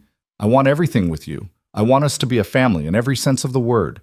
But I also know that you get to decide what you're ready for and when. So yes, I can do slow. I can do friends and co-parents and whatever else you're willing to give me. Because having you here, in whatever capacity, is better than not having you at all. Lena felt tears prick her eyes. Okay then. Okay? We're staying. All the conditions apply, and you agree to them, so we're staying. Victor's entire face transformed. The careful control he'd maintained for 3 weeks cracked, and pure relief flooded through. You mean it? I mean it. He closed the distance between them in 2 steps and pulled her into his arms. Lena stiffened for just a second before melting into the embrace. He held her like she was something precious and fragile, his face buried in her hair, and she could feel him shaking. Thank you, he whispered roughly. Thank you for trusting me, for giving me this chance. I swear I won't waste it." Lena's arms came up around him, and she let herself have this moment. Let herself feel safe in his arms. Let herself believe that maybe this could work. When they finally pulled apart, Victor's eyes were bright. "I have something for you," he said. "I was going to wait, but now feels right." He pulled a small box from his pocket, and Lena's heart stopped. "It's not what you think," Victor added quickly, seeing her face. "I know we're taking things slow. This isn't a ring." He opened the box. Inside were 2 keys on a simple key ring. "One is to the house," Victor said. "The other is to the estate gate, so you can come and go as you please, so you never feel trapped here." Lena stared at the keys. Such a simple gesture, but it meant everything. Freedom, choice, trust. "Thank you," she whispered, taking them. "There's something else." Victor pulled out his phone and opened it to a document. "I had my lawyer draw this up. It's a trust fund for Owen, enough to make sure he's taken care of for life, no matter what happens between us. And it's in your name, too, as the trustee. You control it, not me." Lena's hands were shaking as she looked at the numbers. It was more money than she could comprehend. "Victor, this is insurance for both of you, so you never have to worry about stability or safety again. So even if I fail at everything else, I know I did this one thing right. You're not going to fail. Maybe not, but I want you to have this anyway. You and Owen deserve security that doesn't depend on me being perfect." Lena closed the document and handed his phone back. Then she took his face in her hands and pulled him down so she could press her forehead to his. "You're already more than I hoped for," she said quietly. "You know that, right? You've exceeded every expectation. You've shown up in ways I didn't think were possible. So stop waiting for the other shoe to drop and just be here with us. That's all we need." Victor's arms came around her waist. "I'm here. I'm not going anywhere." They stood like that in the greenhouse, surrounded by growing things and new beginnings, and Lena felt the last of her walls crumble. She was all in, terrified, hopeful, and completely committed. Whatever came next, they'd face it together. That night, they told Caroline over dinner. The older woman smiled like she'd known all along and immediately started making plans for how to adjust Owen's schedule now that Lena and Victor would be sharing parenting duties more equally. After Caroline left, Lena and Victor settled on the couch with Owen between them. The baby was awake and alert, staring at the ceiling fan like it held the secrets of the universe. "I was thinking," Victor said carefully, "maybe we should set up a room for you to work in. You mentioned wanting to go back to graphic design eventually. You could freelance from home, set your own hours." Lena looked at him. "You've been thinking about my career?" "I've been thinking about everything. What you need to be happy. What you need to feel fulfilled beyond being Owen's mother." He reached over and adjusted Owen's blanket. "I don't want you to feel like staying here means giving up your identity. I want you to have space to be yourself." "That's very thoughtful." "I'm trying." Victor's smile was self-deprecating. "Caroline gave me about 15 books on partnership and healthy relationships. I'm working my way through them." Lena couldn't help but laugh. "You're reading relationship books?" "I told you I'd do whatever it takes. If that means learning from people who actually know what they're doing, then that's what I'll do." He met her eyes. "I messed up our first chance. I'm not messing up the second one." Owen chose that moment to let out a massive yawn, his tiny face scrunching up adorably. Both of them smiled. "He's ready for bed," Lena said. "I'll take him." Victor scooped Owen up carefully. "You relax. You've had a big day." Lena watched him carry their son upstairs, and her chest felt full to bursting. This was her life now, this house, this man, this family they were building from broken pieces. It wasn't perfect. There would be hard days ahead. There would be moments when doubt crept in, when old fears resurfaced, when they had to work through the damage of the past. But they had time now. They had trust. They had a chance. And for the first time since that desperate night when she'd sent a single text message, Lena allowed herself to believe it might be enough. Later, after Owen was asleep and the house was quiet, Lena found herself standing in the doorway of Victor's office. He was at his desk, working on something on his laptop, and he looked up when he sensed her presence. "Can't sleep?" he asked. "Too much on my mind." She walked in and sat in the chair across from him. Can I ask you something personal? Always. Do you ever regret it? The life you left behind? The power? The money? All of it? Victor closed his laptop and gave her his full attention. Honestly, sometimes. Not the violence or the fear or the blood, but the certainty of it. The clear hierarchy. The knowledge that I had control. He paused. This is scarier. Building something legitimate, being vulnerable, trusting that love is enough. There's no rule book for this. I can't strong-arm my way through fatherhood or partnership. I have to actually show up and be present and hope it's enough. It is enough, Lena said. More than enough. You say that now, but what about 6 months from now when I make a mistake? What about a year from now when Owen's teething and neither of us has slept and we're both exhausted? Then we deal with it together. That's what partnership means, right? You don't have to be perfect. You just have to be present and honest and willing to work through the hard parts. Victor's expression softened. When did you get so wise? Around the same time I became a single mother and had to figure out how to survive on my own. Lena stood. We're going to be okay, Victor. All three of us. I really believe that. I hope you're right. I am. She moved toward the door, then paused. Thank you for today. For understanding what I needed. For giving me time. Thank you for staying. Lena smiled and left him to his work, but she felt lighter than she had in months. Maybe even years. The last day of their month arrived quietly. Lena woke to sun streaming through her window and Owen's soft babbling from the nursery. She got up and found Victor already in there, changing the baby's diaper while carrying on a one-sided conversation about the weather. It's supposed to rain this afternoon, Victor was saying seriously. But don't worry, we'll stay inside where it's warm. Maybe we'll read that new book Caroline brought, the one with the farm animals. Owen gurgled in response, and Victor grinned. I'm glad you agree. Very sophisticated literary choice for someone so young. Lena laughed from the doorway, and Victor looked up. Morning, he said. We were just discussing our agenda for the day. I heard. Very important meeting. Victor finished with the diaper and picked Owen up. The most important. He's a demanding boss. They went downstairs together, falling into the morning routine they'd established over the past weeks. Victor made coffee while Lena warmed Owen's bottle. They took turns feeding and burping the baby. They ate breakfast at the kitchen island, talking about nothing and everything. It felt domestic. Normal. Right.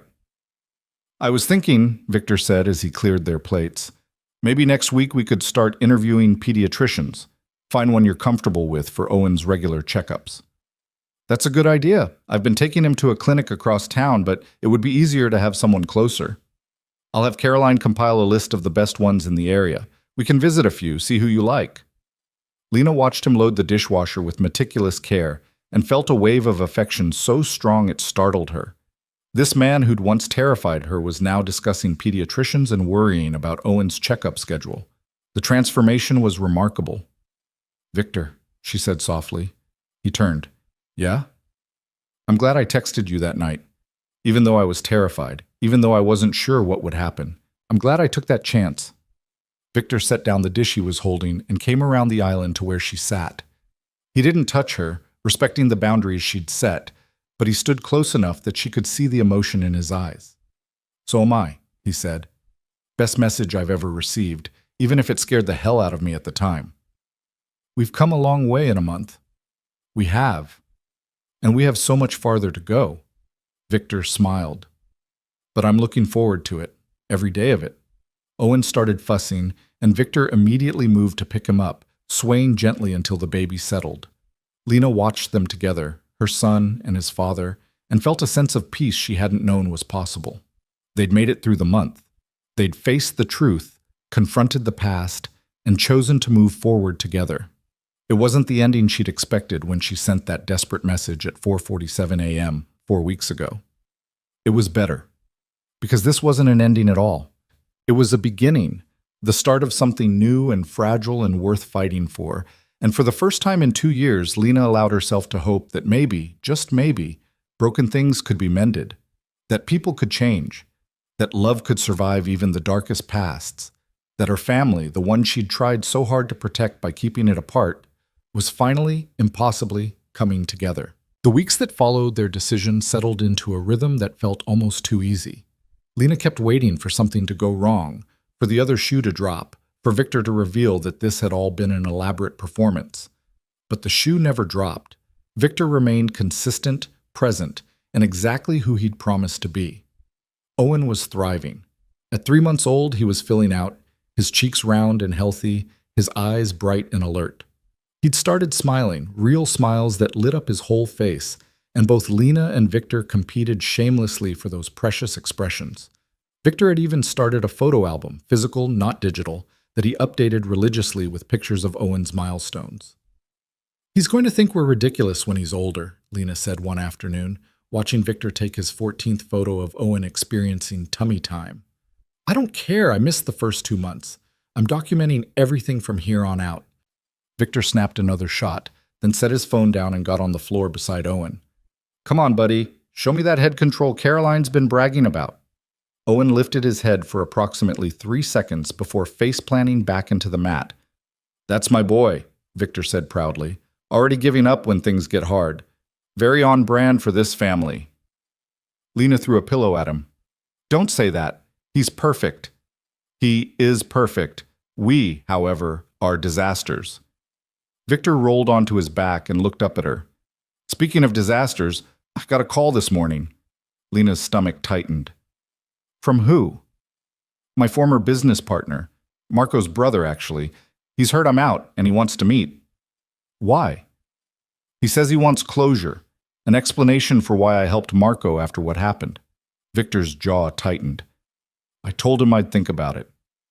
"Do you want to meet with him?" "I don't know.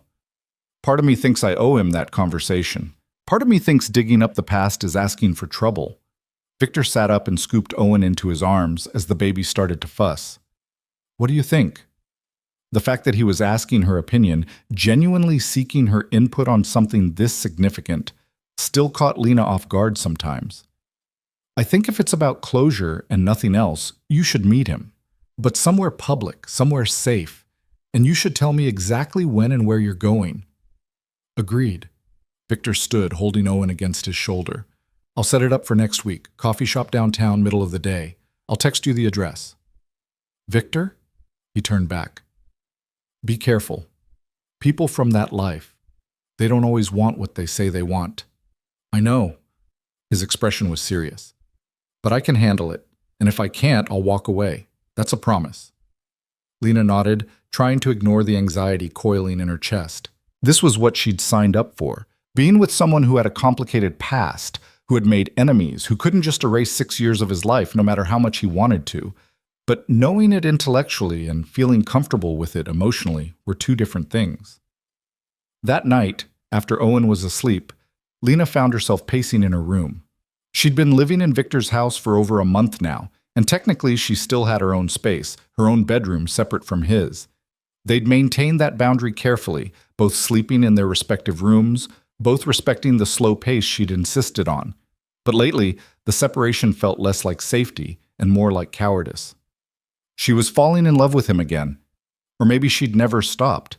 Either way, the feelings were there, growing stronger every day, and she was running out of reasons to keep him at arm's length. Before she could talk herself out of it, Lena walked down the hall to Victor's room. The door was slightly ajar, and she could see him sitting up in bed, reading one of the parenting books Caroline had recommended. She knocked softly. Victor looked up, surprise flickering across his face. "Everything okay? Can I come in?" "Of course." Lena walked in and sat on the edge of his bed, suddenly nervous. Victor set his book aside and gave her his full attention. "I've been thinking," she said. "About?" "Us. This arrangement. The boundaries I set." Victor went very still. "Okay. I think I might be ready for them to change, not completely, not all at once, but..." She took a breath.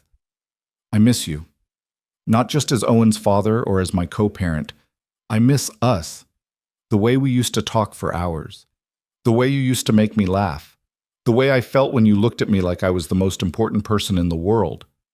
"Lena, let me finish." Her hands were shaking. "I know I said we'd take things slow, and we have. But I'm starting to realize that slow doesn't mean we have to be strangers living in the same house. I want more. I want to know you again, the new you. I want to rebuild what we had, but better this time, stronger. Victor's hand reached out and covered hers. Are you sure? Because I don't want you to feel pressured. I can wait as long as you need. I'm sure. Terrified, but sure. Lena turned her hand over so their fingers could lace together. I'm not saying I'm ready to move into your room or anything dramatic like that, but maybe we could start having dinner together after Owen goes to bed. Actually talking, not just discussing schedules and doctor's appointments. Maybe we could remember how to be people together, not just parents. Victor's smile was slow and genuine. I'd like that. I'd like that a lot. Yeah? Yeah. He squeezed her hand. I've missed you too, Lena. Every day. But I was trying so hard to respect your boundaries that I forgot we could adjust them when you were ready. I'm ready. She stood up, suddenly self-conscious. So, tomorrow night? After Owen's bedtime? It's a date. Lena smiled and headed for the door, but Victor's voice stopped her. Lena? She turned. Thank you for trusting me enough to try again. I know it's not easy. Nothing worth having is ever easy, she said softly. But you're worth it. We're worth it. She left before she could see the emotion that crossed his face, but she felt it in the air between them, hope, fragile and precious. Their first dinner alone together was awkward in the best way. Victor had ordered takeout from the Thai place Lena used to love, and he'd set the table in the dining room they never used with actual candles and cloth napkins. It was simultaneously too much and exactly right. This is weird, isn't it? Lena said, settling into her chair. Extremely weird. Victor poured her water from a pitcher. I haven't been on a date in 2 years, and technically this isn't even a date, it's just dinner, but I'm more nervous than I've been for anything, except maybe the first time I changed Owen's diaper. Lena laughed, and just like that, the tension broke. They talked about everything and nothing. Victor told her about his new security consulting business, about the clients he was signing, about his plans to eventually hire a small team. Lena talked about her ideas for freelance design work, about the portfolio she wanted to build, about her dreams of eventually running her own small studio. You should do it, Victor said. I could help set it up. Not financially, unless you want that, but connections, advice, whatever you need. I might take you up on that. Eventually. Lena took a bite of pad thai. Right now, I'm still adjusting to the idea that I can think about my career again. For so long, it was just about survival. You don't have to survive anymore. You get to live. The words hit her harder than they should have. She set down her fork and looked at him across the candlelight. How do you do that? She asked. Do what? Say exactly what I need to hear without even trying. Victor's expression softened. Because I know you. I've always known you, Lena. Even when we were apart, even when I didn't know where you were or how you were doing, I knew you. Some things don't change. A lot of things changed. Not the important things. He reached across the table, and after a moment's hesitation, she placed her hand in his. You're still the woman who sees the best in people, who fights for what she believes in, who loves so fiercely that it scares you sometimes. That hasn't changed. Lena's throat tightened. You've changed, though. You're different from the man I left. I hope so. That man didn't deserve you. I'm trying to become someone who does. You already are, she whispered. They finished dinner talking about lighter things. Owen's upcoming 4-month checkup, the landscaping Victor wanted to add to the garden in spring, Caroline's endless supply of parenting anecdotes. But underneath the casual conversation ran a current of something deeper, something that felt like coming home. When they'd cleaned up the dishes together, Victor walked Lena to her bedroom door. Thank you for tonight, he said. I needed that. Us. Just being us. Me too. Lena hesitated, then stood on her tiptoes and pressed a kiss to his cheek. Same time tomorrow? Victor's hand came up to touch where her lips had been. I'll be there. She slipped into her room, and only when the door was closed did she allow herself to smile like a teenager after her first date. This was dangerous territory, letting herself feel this much, want this much. But it was also exhilarating. For the first time since that freezing morning when she'd sent that desperate text, Lena felt like she wasn't just surviving. She was actually living. The meeting with Marco's brother happened on a Tuesday. Victor left the house at 10 in the morning, kissed Owen goodbye, and squeezed Lena's hand before heading out. She watched from the window as his car pulled down the driveway, anxiety knotting in her stomach. "He'll be fine," Caroline said from behind her. "That man's been through worse than a difficult conversation." "I know, I just worry." "That's what we do when we love someone." Caroline adjusted Owen in her arms. "But worry won't change the outcome. Come help me with this little one's tummy time. He's been fighting it today."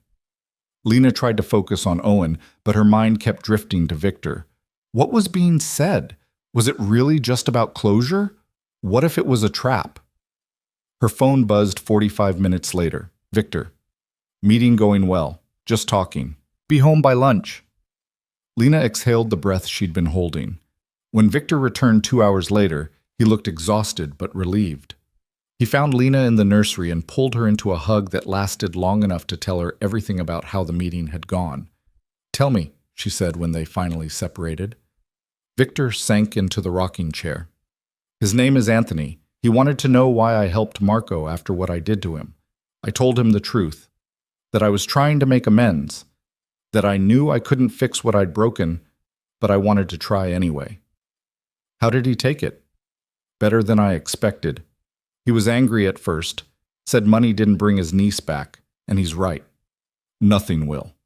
Victor's voice was rough, but he also said that Marco's been able to rebuild his life because of that money. Got a new job, started therapy, even started dating again. Anthony wanted me to know that the help mattered, even if it couldn't erase the past. Lena sat on the ottoman in front of him. That must have been hard to hear. It was. But it was also necessary. I needed to face what I did, own it, and understand that some things can't be fixed with money or good intentions. All I can do is keep trying to be better. "You are better. You're nothing like the man who hurt Marco." Victor looked at her with haunted eyes. "But I was that man, Lena. I can't just forget that. And neither can the people I hurt. No one's asking you to forget. But you also can't spend the rest of your life punishing yourself. At some point, you have to forgive yourself and move forward." "How?" The question came out raw. "How do I forgive myself for the things I've done?" Lena took his hands in hers. "By being the father Owen needs. By being the partner I need. By living a life that honors the second chance you've been given. That's how." Victor pulled her closer until his forehead rested against hers. "I don't deserve you." "Stop saying that. You deserve happiness just as much as anyone else. You just have to let yourself have it." They stayed like that for a long moment, breathing together, drawing strength from each other. When they finally separated, Victor's eyes were clearer. "Thank you," he said. "For what?" "For seeing me. All of me. The good and the terrible. And choosing to stay anyway." Lena kissed his forehead. "That's what love is. Seeing someone completely and choosing them anyway."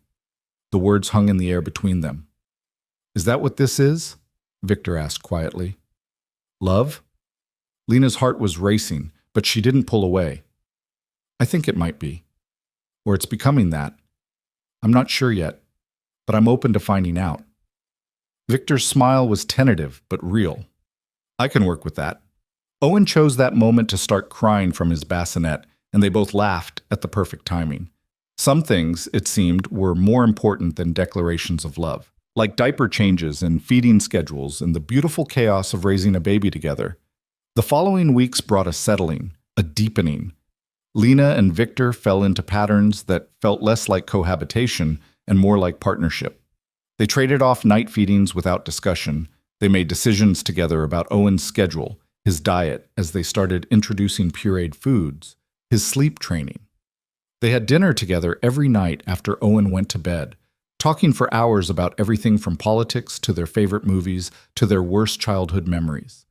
And slowly, carefully, they began rebuilding the physical intimacy they'd lost. It started small. Victor's hand on her lower back as they moved through the kitchen, Lena's fingers brushing through his hair as she passed his chair, good morning kisses on the cheek that lingered a fraction too long.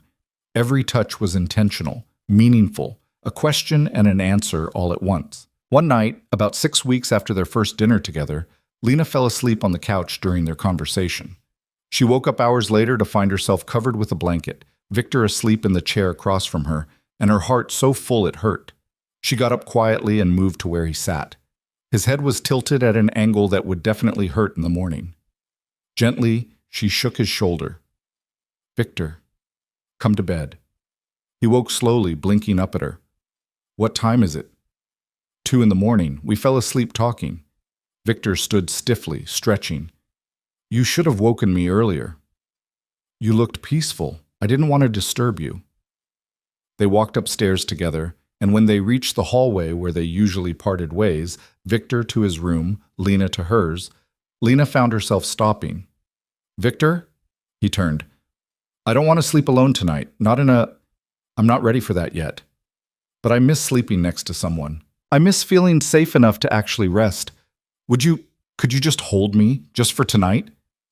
Victor's expression was tender. "Of course. Your room or mine?" "Yours.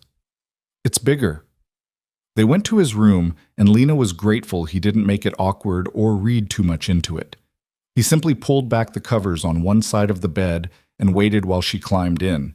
Then he got in on the other side, keeping a respectful distance until she shifted closer. "Is this okay?"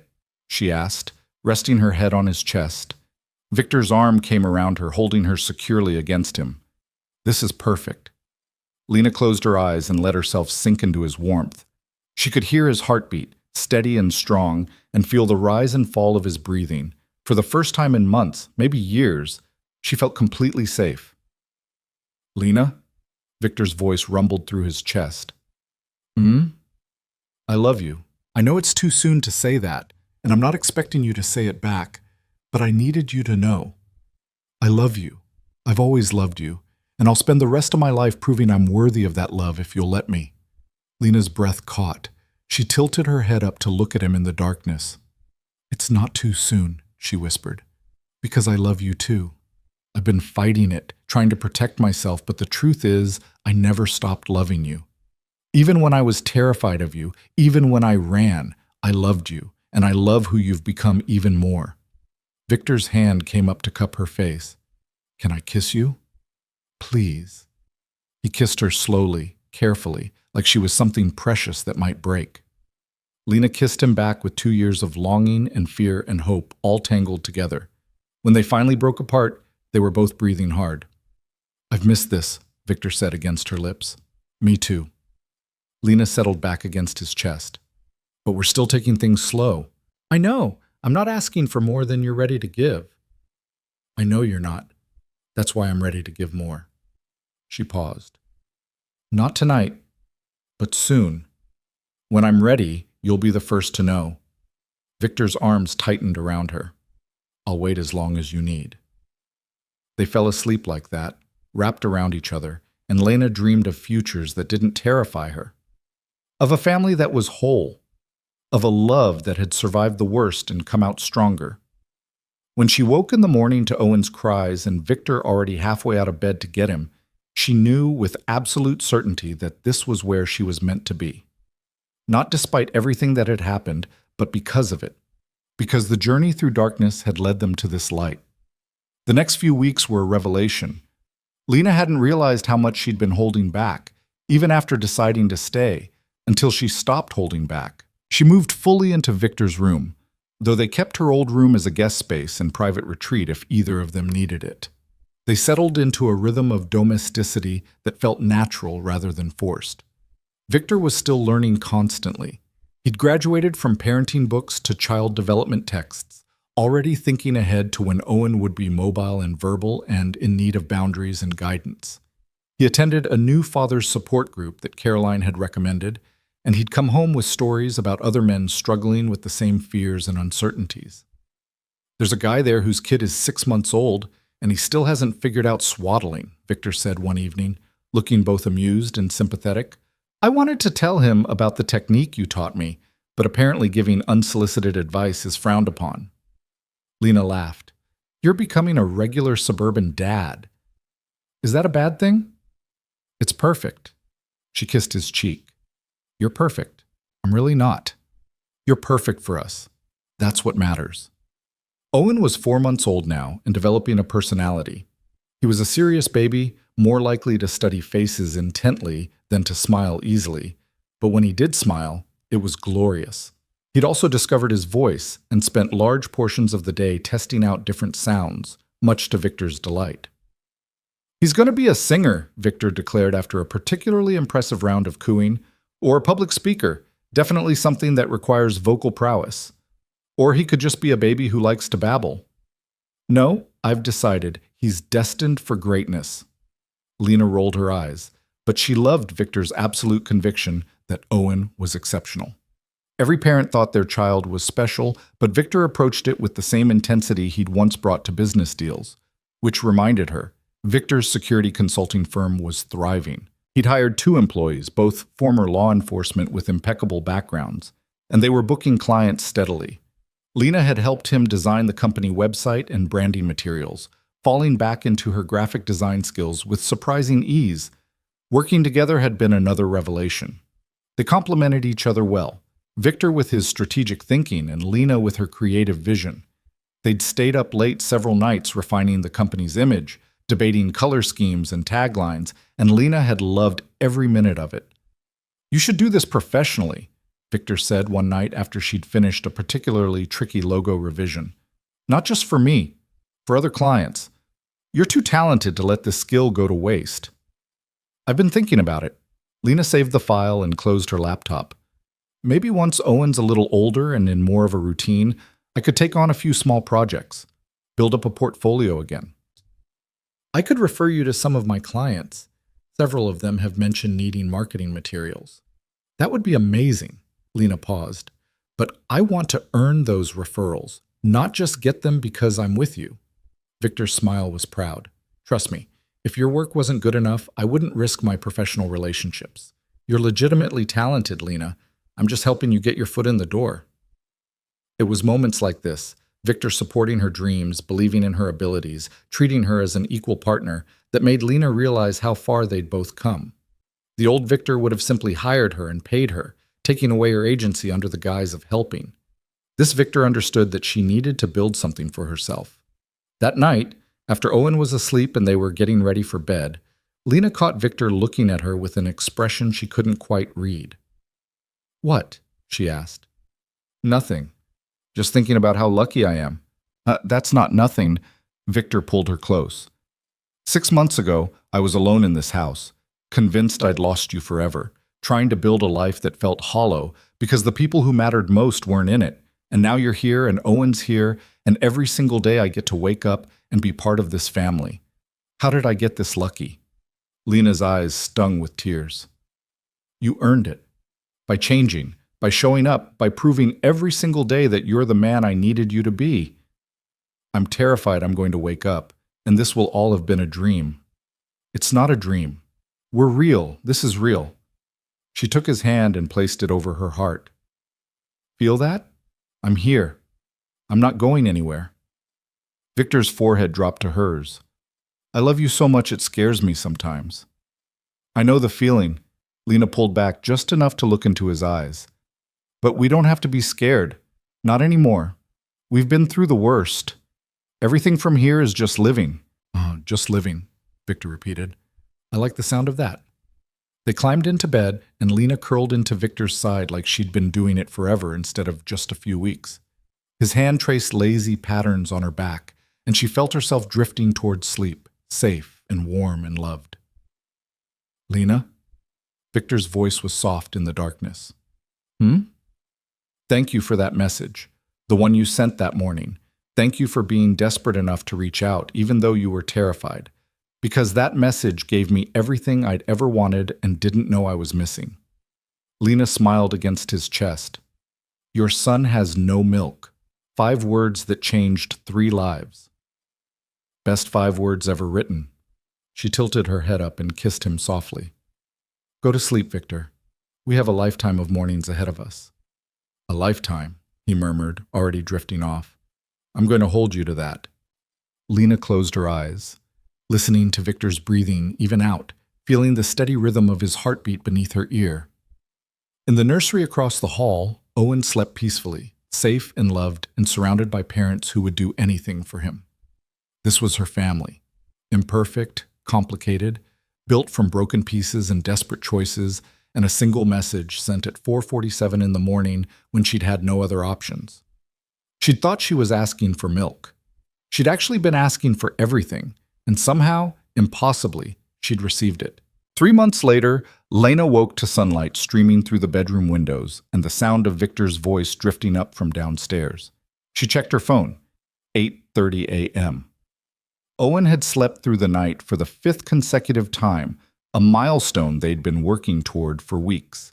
She got out of bed and followed Victor's voice down to the kitchen, where she found him sitting on the floor with Owen propped up in his lap, reading from a board book about construction vehicles. "And this is a bulldozer," Victor was saying seriously. "Very important for moving large amounts of earth. You'll need to know about these when you're older and helping me with the landscaping." Owen grabbed at the book with both hands, more interested in chewing the corner than learning about heavy machinery. Lena leaned against the doorframe, her heart so full it ached. Planning his career already? Victor looked up and smiled, and the sight of it still made her breath catch, just keeping his options open. Caroline says it's never too early to introduce diverse concepts. Caroline also says you read him engineering manuals when you think I'm not listening. They're age-appropriate engineering manuals, Victor said defensively, with pictures. Lena laughed and sat down beside them, kissing Owen's head and then Victor's cheek. "You're ridiculous. But you love me anyway. I really do." She settled against his shoulder. "What's the plan for today?" "Actually, I wanted to talk to you about something." Victor set the book aside and shifted Owen so he could look at Lena properly. "I've been thinking about the future, our future. And I have some ideas, but I wanted to run them by you first." Lena's stomach fluttered with nerves and anticipation. "Okay, I'm listening." "We've been living together for almost 4 months now. We're raising Owen together, building a life together, and it's been—" He paused, searching for words. "It's been the best 4 months of my life. Every single day with you and him, it's everything I never knew I needed." "Victor, let me finish." He took her hand. "I know we said we'd take things slow, and we have, but I think we're past the point of testing whether this works. We know it works. We're happy. Owen's thriving. We're building something real here." Lena's heart was racing. "What are you saying?" "I'm saying I want to make this permanent. Not just living together, not just co-parenting, but actually building a future together with intention." Victor reached into his pocket and pulled out a small velvet box. Lena's breath caught. "This isn't what you think," Victor said quickly. "I'm not proposing. Not yet. I know you need more time before we talk about marriage, and I respect that. But I wanted to give you something that represents my commitment to you and Owen." He opened the box. Inside was a delicate necklace with a pendant that held 3 small diamonds arranged in a triangle. "The 3 of us," Victor said softly. "A family. I had it made specially. Each diamond represents one of us, you, me, and Owen, connected, supporting each other, forming something stronger together than we could be apart." Lena's eyes filled with tears. "Victor, it's beautiful. I want you to have it as a promise, not of marriage or anything you're not ready for, but as a symbol that I'm all in, that I choose this life, this family, every single day. And when you're ready, if you're ever ready, to make it official in whatever way feels right to you, I'll be here." Lena took the necklace with shaking hands. The diamonds caught the light, sparkling like tiny stars. "Help me put it on?" Victor fastened the necklace around her neck while Owen watched with solemn eyes, as if he understood the significance of the moment. When it was secure, Lena touched the pendant, feeling the smooth metal and stones beneath her fingers. "I love it," she whispered. "And I love you, both of you." Victor pulled her close, careful not to squish Owen between them, and kissed her forehead. "We love you too, more than words can say." They sat like that on the kitchen floor, the 3 of them tangled together, and Lena felt a peace settle over her that she'd never experienced before. This was what home felt like. Not a place, but people. These 2 people who'd become her entire world. Later that afternoon, Caroline arrived for her daily visit and immediately noticed the necklace. "That's lovely," she said, leaning in to examine it. "Special occasion?" "Just Victor being thoughtful," Lena said, but she couldn't keep the smile off her face. Caroline gave her a knowing look. "That man's been planning something for weeks. I've seen him on the phone with jewelers, sketching designs during Owen's nap time. He wanted it to be perfect. He succeeded. He usually does when it comes to you two." Caroline took Owen from Lena's arms and headed toward the nursery. "I'm going to work on his tummy time. You should take advantage of the break and spend some time on that new client project you've been excited about." Lena had indeed taken on her first official freelance client the week before, a small nonprofit that needed branding materials. The work was challenging and fulfilling, and she'd forgotten how much she loved the creative process. She settled into the home office Victor had set up for her, complete with a professional-grade computer and design software, and lost herself in color palettes and typography choices. 2 hours passed in what felt like minutes. When she emerged, she found Victor in the greenhouse, as he often was in the afternoons. He was transplanting seedlings with the focused concentration he brought to everything. "Those are looking good," Lena said, walking between the rows. "They're finally strong enough to handle the outdoor garden. I'm thinking we'll plant them next week if the weather holds." Victor looked up, dirt on his hands and a streak of it across his cheek. "How's the project going?" "Really well. I think I'm going to finish ahead of schedule." "That's my girl." He wiped his hands on a towel and pulled her close, not caring that he was getting dirt on her shirt. "I'm proud of you. Building your business back up, taking care of Owen, putting up with me. You're incredible." Lena wiped the dirt off his cheek. "We're incredible together. That's the difference." "Speaking of together," Victor's expression turned slightly nervous. "There's something else I wanted to discuss with you." "More surprises?" "More like an idea, a possibility." He led her to the small bench he'd installed in the greenhouse, and they sat down together. "I've been thinking about Owen's future, about what we want his childhood to look like, what values we want to instill in him, how we want to raise him." "Okay," Lena said slowly. "And I realize that one of the most important things I want him to understand is stability, family, commitment. I want him to grow up seeing what a healthy relationship looks like, what partnership means, how two people can work through hard things and come out stronger." Lena's throat tightened. "Victor, I want to marry you, Lena. Not today, not tomorrow, but someday. I want Owen to grow up knowing that his parents chose each other, chose him, chose this family. And I want to know, before I plan anything, before I even think about when or how, I want to know if that's something you could see yourself wanting too." Lena looked at this man who'd transformed his entire life, who woke up every morning devoted to being better than he was the day before, who loved their son with a fierceness that still took her breath away. The answer should have terrified her. 6 months ago, it would have.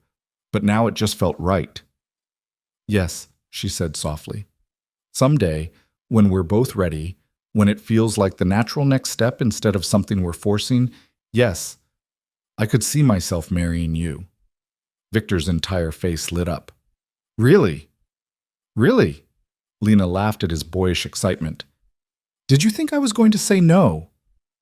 "I didn't know. I hoped, but I didn't want to assume." He pulled her into his lap, and she went willingly, wrapping her arms around his neck. "You've made me the happiest man alive. You know that, right?" "Good. You deserve to be happy." "So do you." Victor tucked a strand of hair behind her ear. "And I'm going to spend the rest of my life making sure you are." They kissed in the greenhouse surrounded by growing things, and Lena thought about how perfectly metaphorical it was. They were growing too, healing, becoming something new and beautiful from damaged roots. That evening, they had dinner with Caroline before she left for the day. Owen sat in his high chair, successfully grasping pureed sweet potato and mostly getting it in his mouth. Victor had his phone out, documenting the milestone with approximately 40 photographs. "He's going to hate you when he's a teenager and sees all these pictures," Caroline said, amused. "By then, I'll have so much documentation that he won't be able to deny how much we loved him," Victor replied, snapping another shot. Lena watched them, her found family, this woman who'd become like a mother to her, this man who'd become her partner in every sense, and the baby who'd brought them all together. 6 months ago, she'd been alone and desperate and convinced she'd made irreversible mistakes. Now she was surrounded by love so abundant it felt like a physical presence in the room. After Caroline left and Owen was in bed, Lena and Victor settled on the couch with glasses of wine. Victor had his arm around her shoulders, and she was curled into his side, exactly where she wanted to be. "I've been thinking about what you said earlier," Lena said, "about wanting Owen to see what commitment looks like." "Yeah? I think we should tell him the story someday.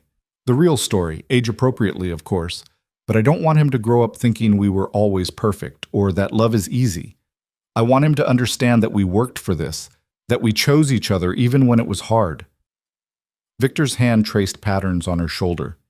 "You want to tell him you left me?" "I want to tell him I made a choice I thought was right at the time, and that you respected that choice enough to change yourself before we found our way back together. I want him to know that real love isn't about never making mistakes. It's about how you handle those mistakes and grow from them." "That's a good lesson." Victor was quiet for a moment. "What about the other stuff? My past?" "We'll tell him the truth about that too when he's old enough to understand. That you made choices you're not proud of. That you hurt people, but that you worked hard to make amends and become someone better. I think that's more valuable than pretending you were always perfect." "You're really okay with him knowing all of that?" Lena shifted so she could look at Victor's face.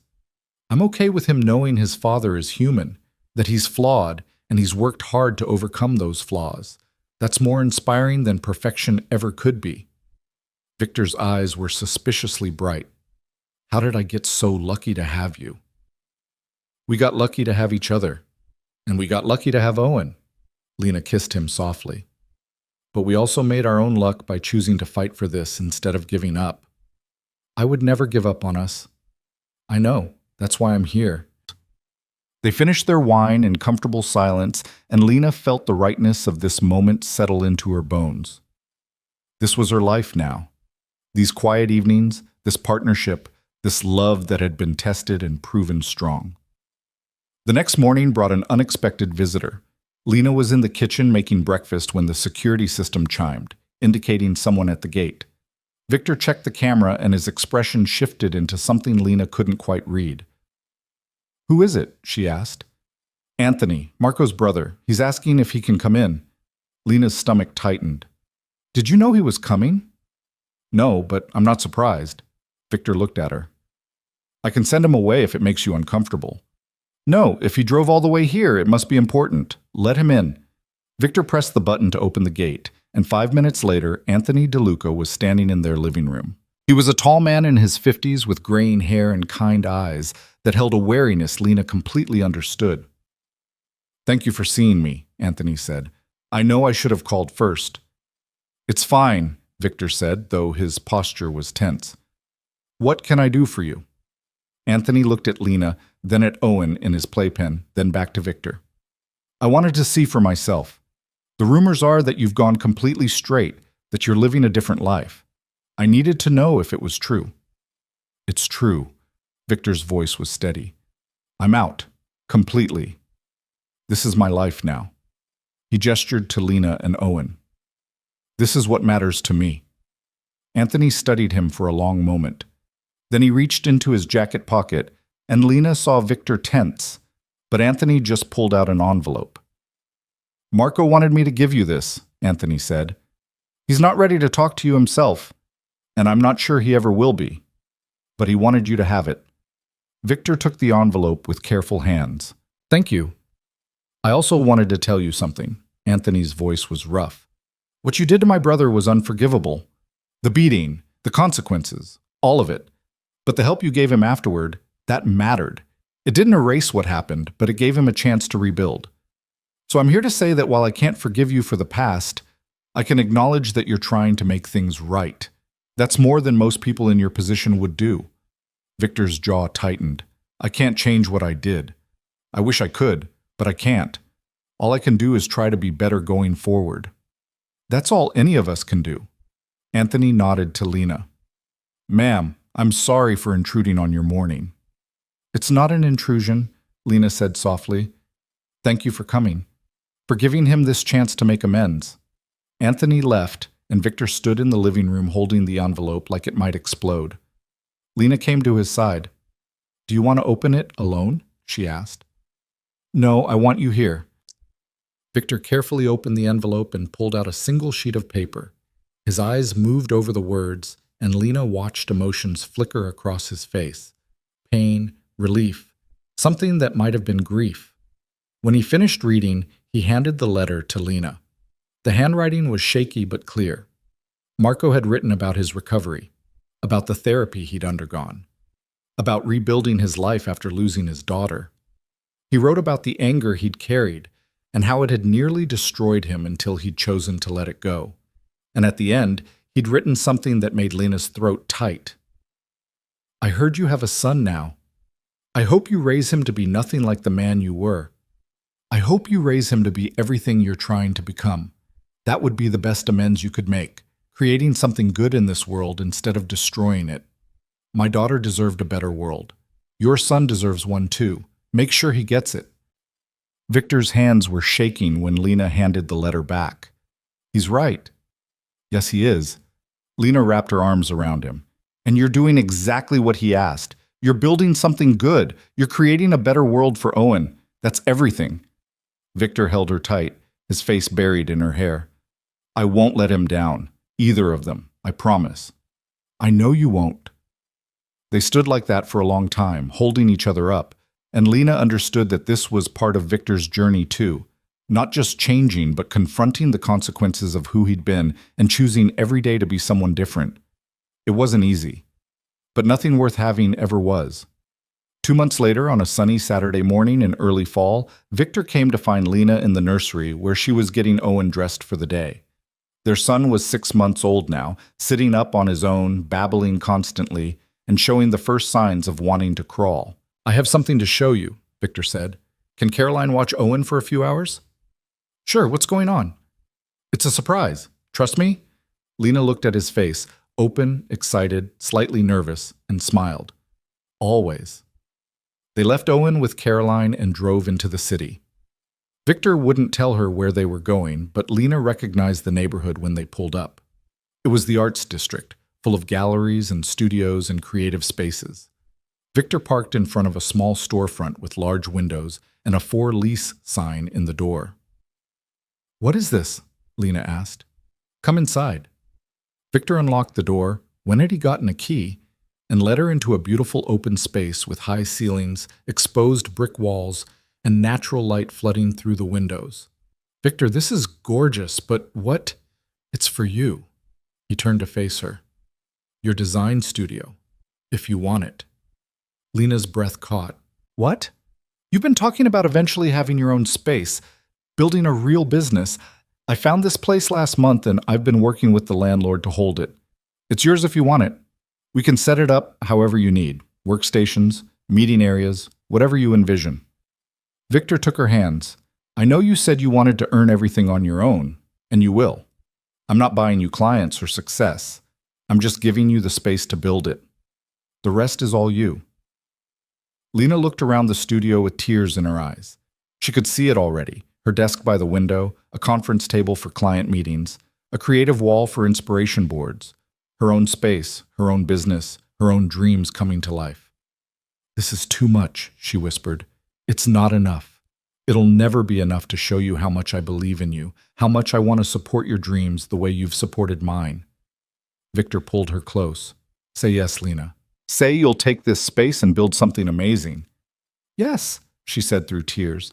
"Yes, absolutely yes." Victor spun her around, both of them laughing, and Lena felt a joy so pure it was almost painful. This was what partnership looked like. Not one person controlling or providing, but two people building each other up, supporting each other's dreams, creating a life together that made space for both of them to thrive. They spent the next hour walking through the space, planning layouts, discussing possibilities. Victor had already researched permits and business licenses, compiled a list of suppliers for furniture and equipment, and connected with a contractor who could do any modification she wanted. "You've thought of everything," Lena said. "I've had 2 months to plan. I wanted it to be perfect." "It is perfect. You're perfect." She kissed him thoroughly. "Have I mentioned that I love you?" Not in the last hour. I was starting to worry. Lena laughed and kissed him again. I love you, Victor Moretti. Thank you for this, for believing in me, for making space for my dreams. Thank you for staying, he said softly, for giving me a second chance, for building this life with me. They locked up the studio and drove home, both of them buzzing with excitement about the future.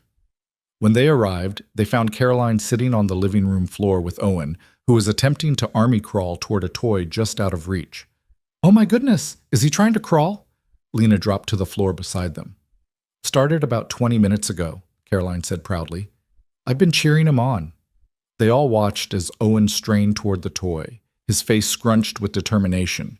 He managed to move forward a few inches before collapsing on his belly, but the effort was there. That's my boy, Victor said, beaming. Future athlete, clearly. Future something, Lena agreed, scooping Owen up and covering his face with kisses. You're growing up so fast, sweet boy. That night, after Owen was asleep and Caroline had gone home, Lena and Victor sat in their bedroom talking about the studio, about Owen's development, about all the changes coming their way. Victor was propped against the headboard, and Lena was lying with her head in his lap while he played with her hair.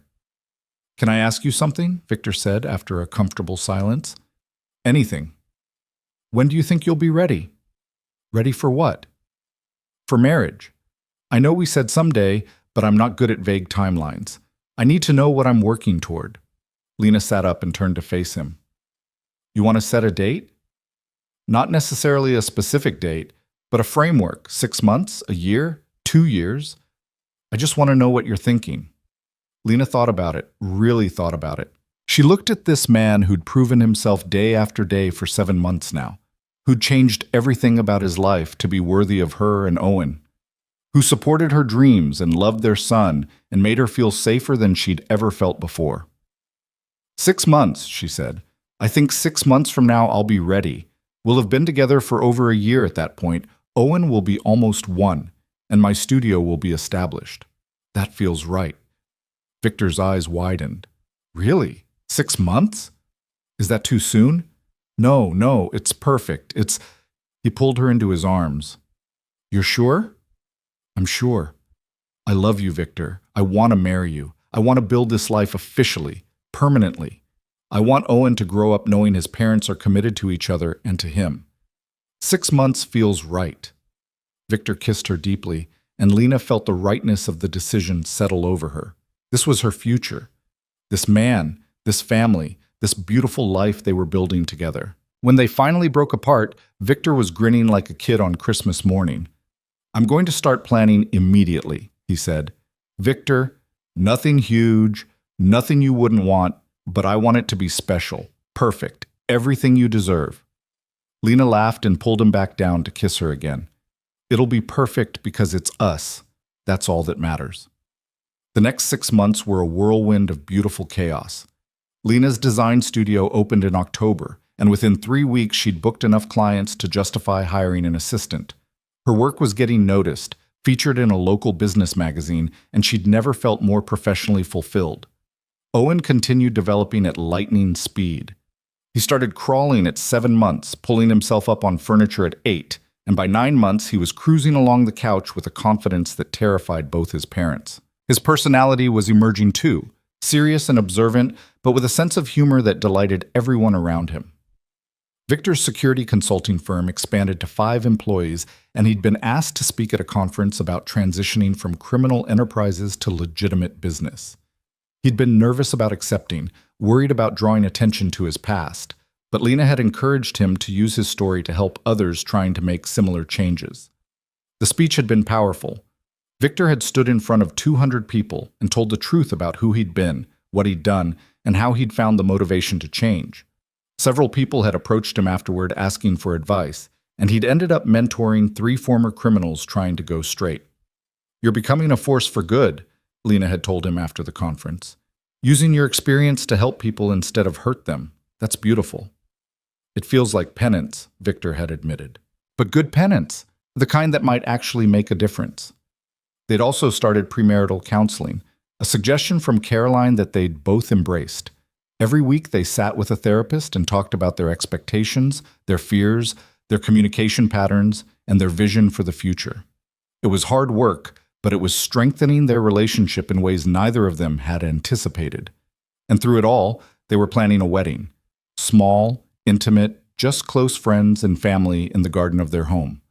Lena had designed the invitations herself, and Victor had personally overseen every detail of the venue preparation. Now, on a beautiful April morning with cherry blossoms just starting to bloom, Lena stood in her bedroom looking at herself in the mirror. Her wedding dress was simple and elegant, cream-colored silk that Caroline had helped her choose. The necklace Victor had given her 7 months ago rested against her collarbone, the 3 diamonds catching the light. There was a knock at the door, and Caroline entered carrying Owen, who was dressed in a tiny suit that made him look absurdly adorable. "You look beautiful, dear," Caroline said, her eyes misty. "Thank you." Lena took Owen and kissed his chubby cheek. "And you look very handsome, sweet boy." Owen grabbed at her necklace, babbling something that sounded suspiciously like mama. He'd said it for the first time 2 weeks ago, and every time he said it, Lena's heart melted. "Are you ready?" Caroline asked. Lena looked at herself in the mirror one more time, at the woman she'd become, at the mother she was, at the bride she was about to be. 7 months ago, she'd been terrified of this step. Now she couldn't wait. "I'm ready," she said. The ceremony was perfect in its simplicity. 30 people gathered in the garden under an arbor covered in white flowers. Victor stood at the front looking devastatingly handsome in his suit, and when he saw Lena walking toward him carrying Owen, his eyes filled with tears. They'd decided to have Owen with them for the ceremony, held between them as they said their vows. It felt right. This was a family being formed, not just a couple getting married. The officiant, a friend of Victor's from his new life, smiled at them warmly. "We're here today to celebrate a love story that proves transformation is possible," he began. "Victor and Lena have walked a difficult path to get here, but they've walked it with honesty, courage, and an unwavering commitment to each other and to their son. Today they're making that commitment official." Victor's vows were first. He'd written them himself, and his voice was thick with emotion as he spoke. "Lena, 7 months ago you sent me a message that changed my life. 5 words that gave me everything I'd ever wanted. You could have chosen to stay away, to raise our son without me, and I would have deserved that. But you chose to give me a chance. You chose to believe I could change. You chose to build this life with me. And every single day since then has been the greatest gift I've ever received. I promise to spend the rest of my life earning that gift. I promise to be the partner you deserve, the father Owen deserves, and the man I've been working so hard to become. I promise to choose you every single day, in big ways and small ways, forever." Lena was crying openly now, and Owen was reaching for Victor's face with curious hands. She took a shaky breath and began her own vows. "Victor, when I left you 2 years ago, I thought I was choosing safety over love. I thought I had to protect our son from the danger you represented. But what I learned is that the most dangerous thing would have been keeping him from the father you've become. You are gentle when you need to be, strong when we need you to be, and more devoted to this family than I ever imagined possible. You've proven day after day that people can change, that love can survive the hardest tests, and that family is worth fighting for. I promise to always trust you enough to tell the truth, even when it's hard. I promise to support your dreams the way you support mine. I promise to raise our son with you in partnership and love. And I promise to choose you every single day, forever." The officiant pronounced them married, and Victor kissed Lena deeply while Owen squealed between them, delighted to be included. The small crowd erupted in applause. At the reception afterward, they cut a small cake while Owen sat in his high chair attempting to feed himself frosting with varying degrees of success. There were toasts and laughter, and the kind of joy that comes from people who've been through darkness and found their way to light. As the sun began to set, Lena found herself standing at the edge of the garden watching her husband, dancing with their son. Victor was swaying gently, Owen's head resting on his shoulder, and he was singing something soft that Lena couldn't quite hear. Caroline came to stand beside her. "It's a beautiful sight, isn't it?" "The most beautiful." Lena wiped at her eyes. "I can't believe this is my life now." You built it, both of you. That's what makes it so special. Caroline squeezed her hand. I've watched a lot of families over the years, dear. This is one of the good ones. You've both worked so hard to make it that way. Thank you for everything you've done for us. For helping Victor learn to be a father, for supporting me when I was struggling, for being part of our family. It's been my honor. Caroline's own eyes were misty. Now go dance with your husband. I'll make sure Owen gets to bed when he's ready. Lena crossed the garden to where Victor was still swaying with Owen. She wrapped her arms around both of them, and they stood like that as the stars began to appear overhead. Happy, Victor murmured against her hair. Incredibly happy. Good. That's all I ever wanted. Owen was starting to drift off, his little fists clutching Victor's jacket. They transferred him to Caroline, who took him inside for his bedtime routine, and then it was just Lena and Victor under the fairy lights strung through the garden. Victor pulled her close, and they began to dance slowly to the music drifting from the speakers. Lena rested her head against his chest, listening to his heartbeat, and thought about the journey that had brought them here. A desperate text sent at 4:47 in the morning. A man showing up with groceries and hope. A month of proving himself. A decision to stay. Months of rebuilding trust and falling in love all over again. And now this. A wedding, a family, a future that stretched out bright and full of possibility. Thank you, she whispered. For what? For changing. For fighting for us. For being exactly who we needed you to be. Victor's arms tightened around her. Thank you for seeing who I could become and believing it was possible. I wouldn't be here without you. We wouldn't be here without each other. They danced until the last guests left, until the caterers had cleaned up, until Caroline had said goodnight and driven home. Then they stood alone in their garden, married and happy and surrounded by the life they'd built together. Ready for bed, Mrs. Moretti? Victor asked. Lena smiled at the name, still getting used to how right it sounded. Ready for everything, Mr. Moretti. They walked into their home hand in hand, checking on Owen one more time before heading to their bedroom.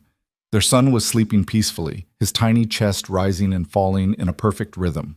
He's so beautiful, Lena whispered. He is, just like his mother.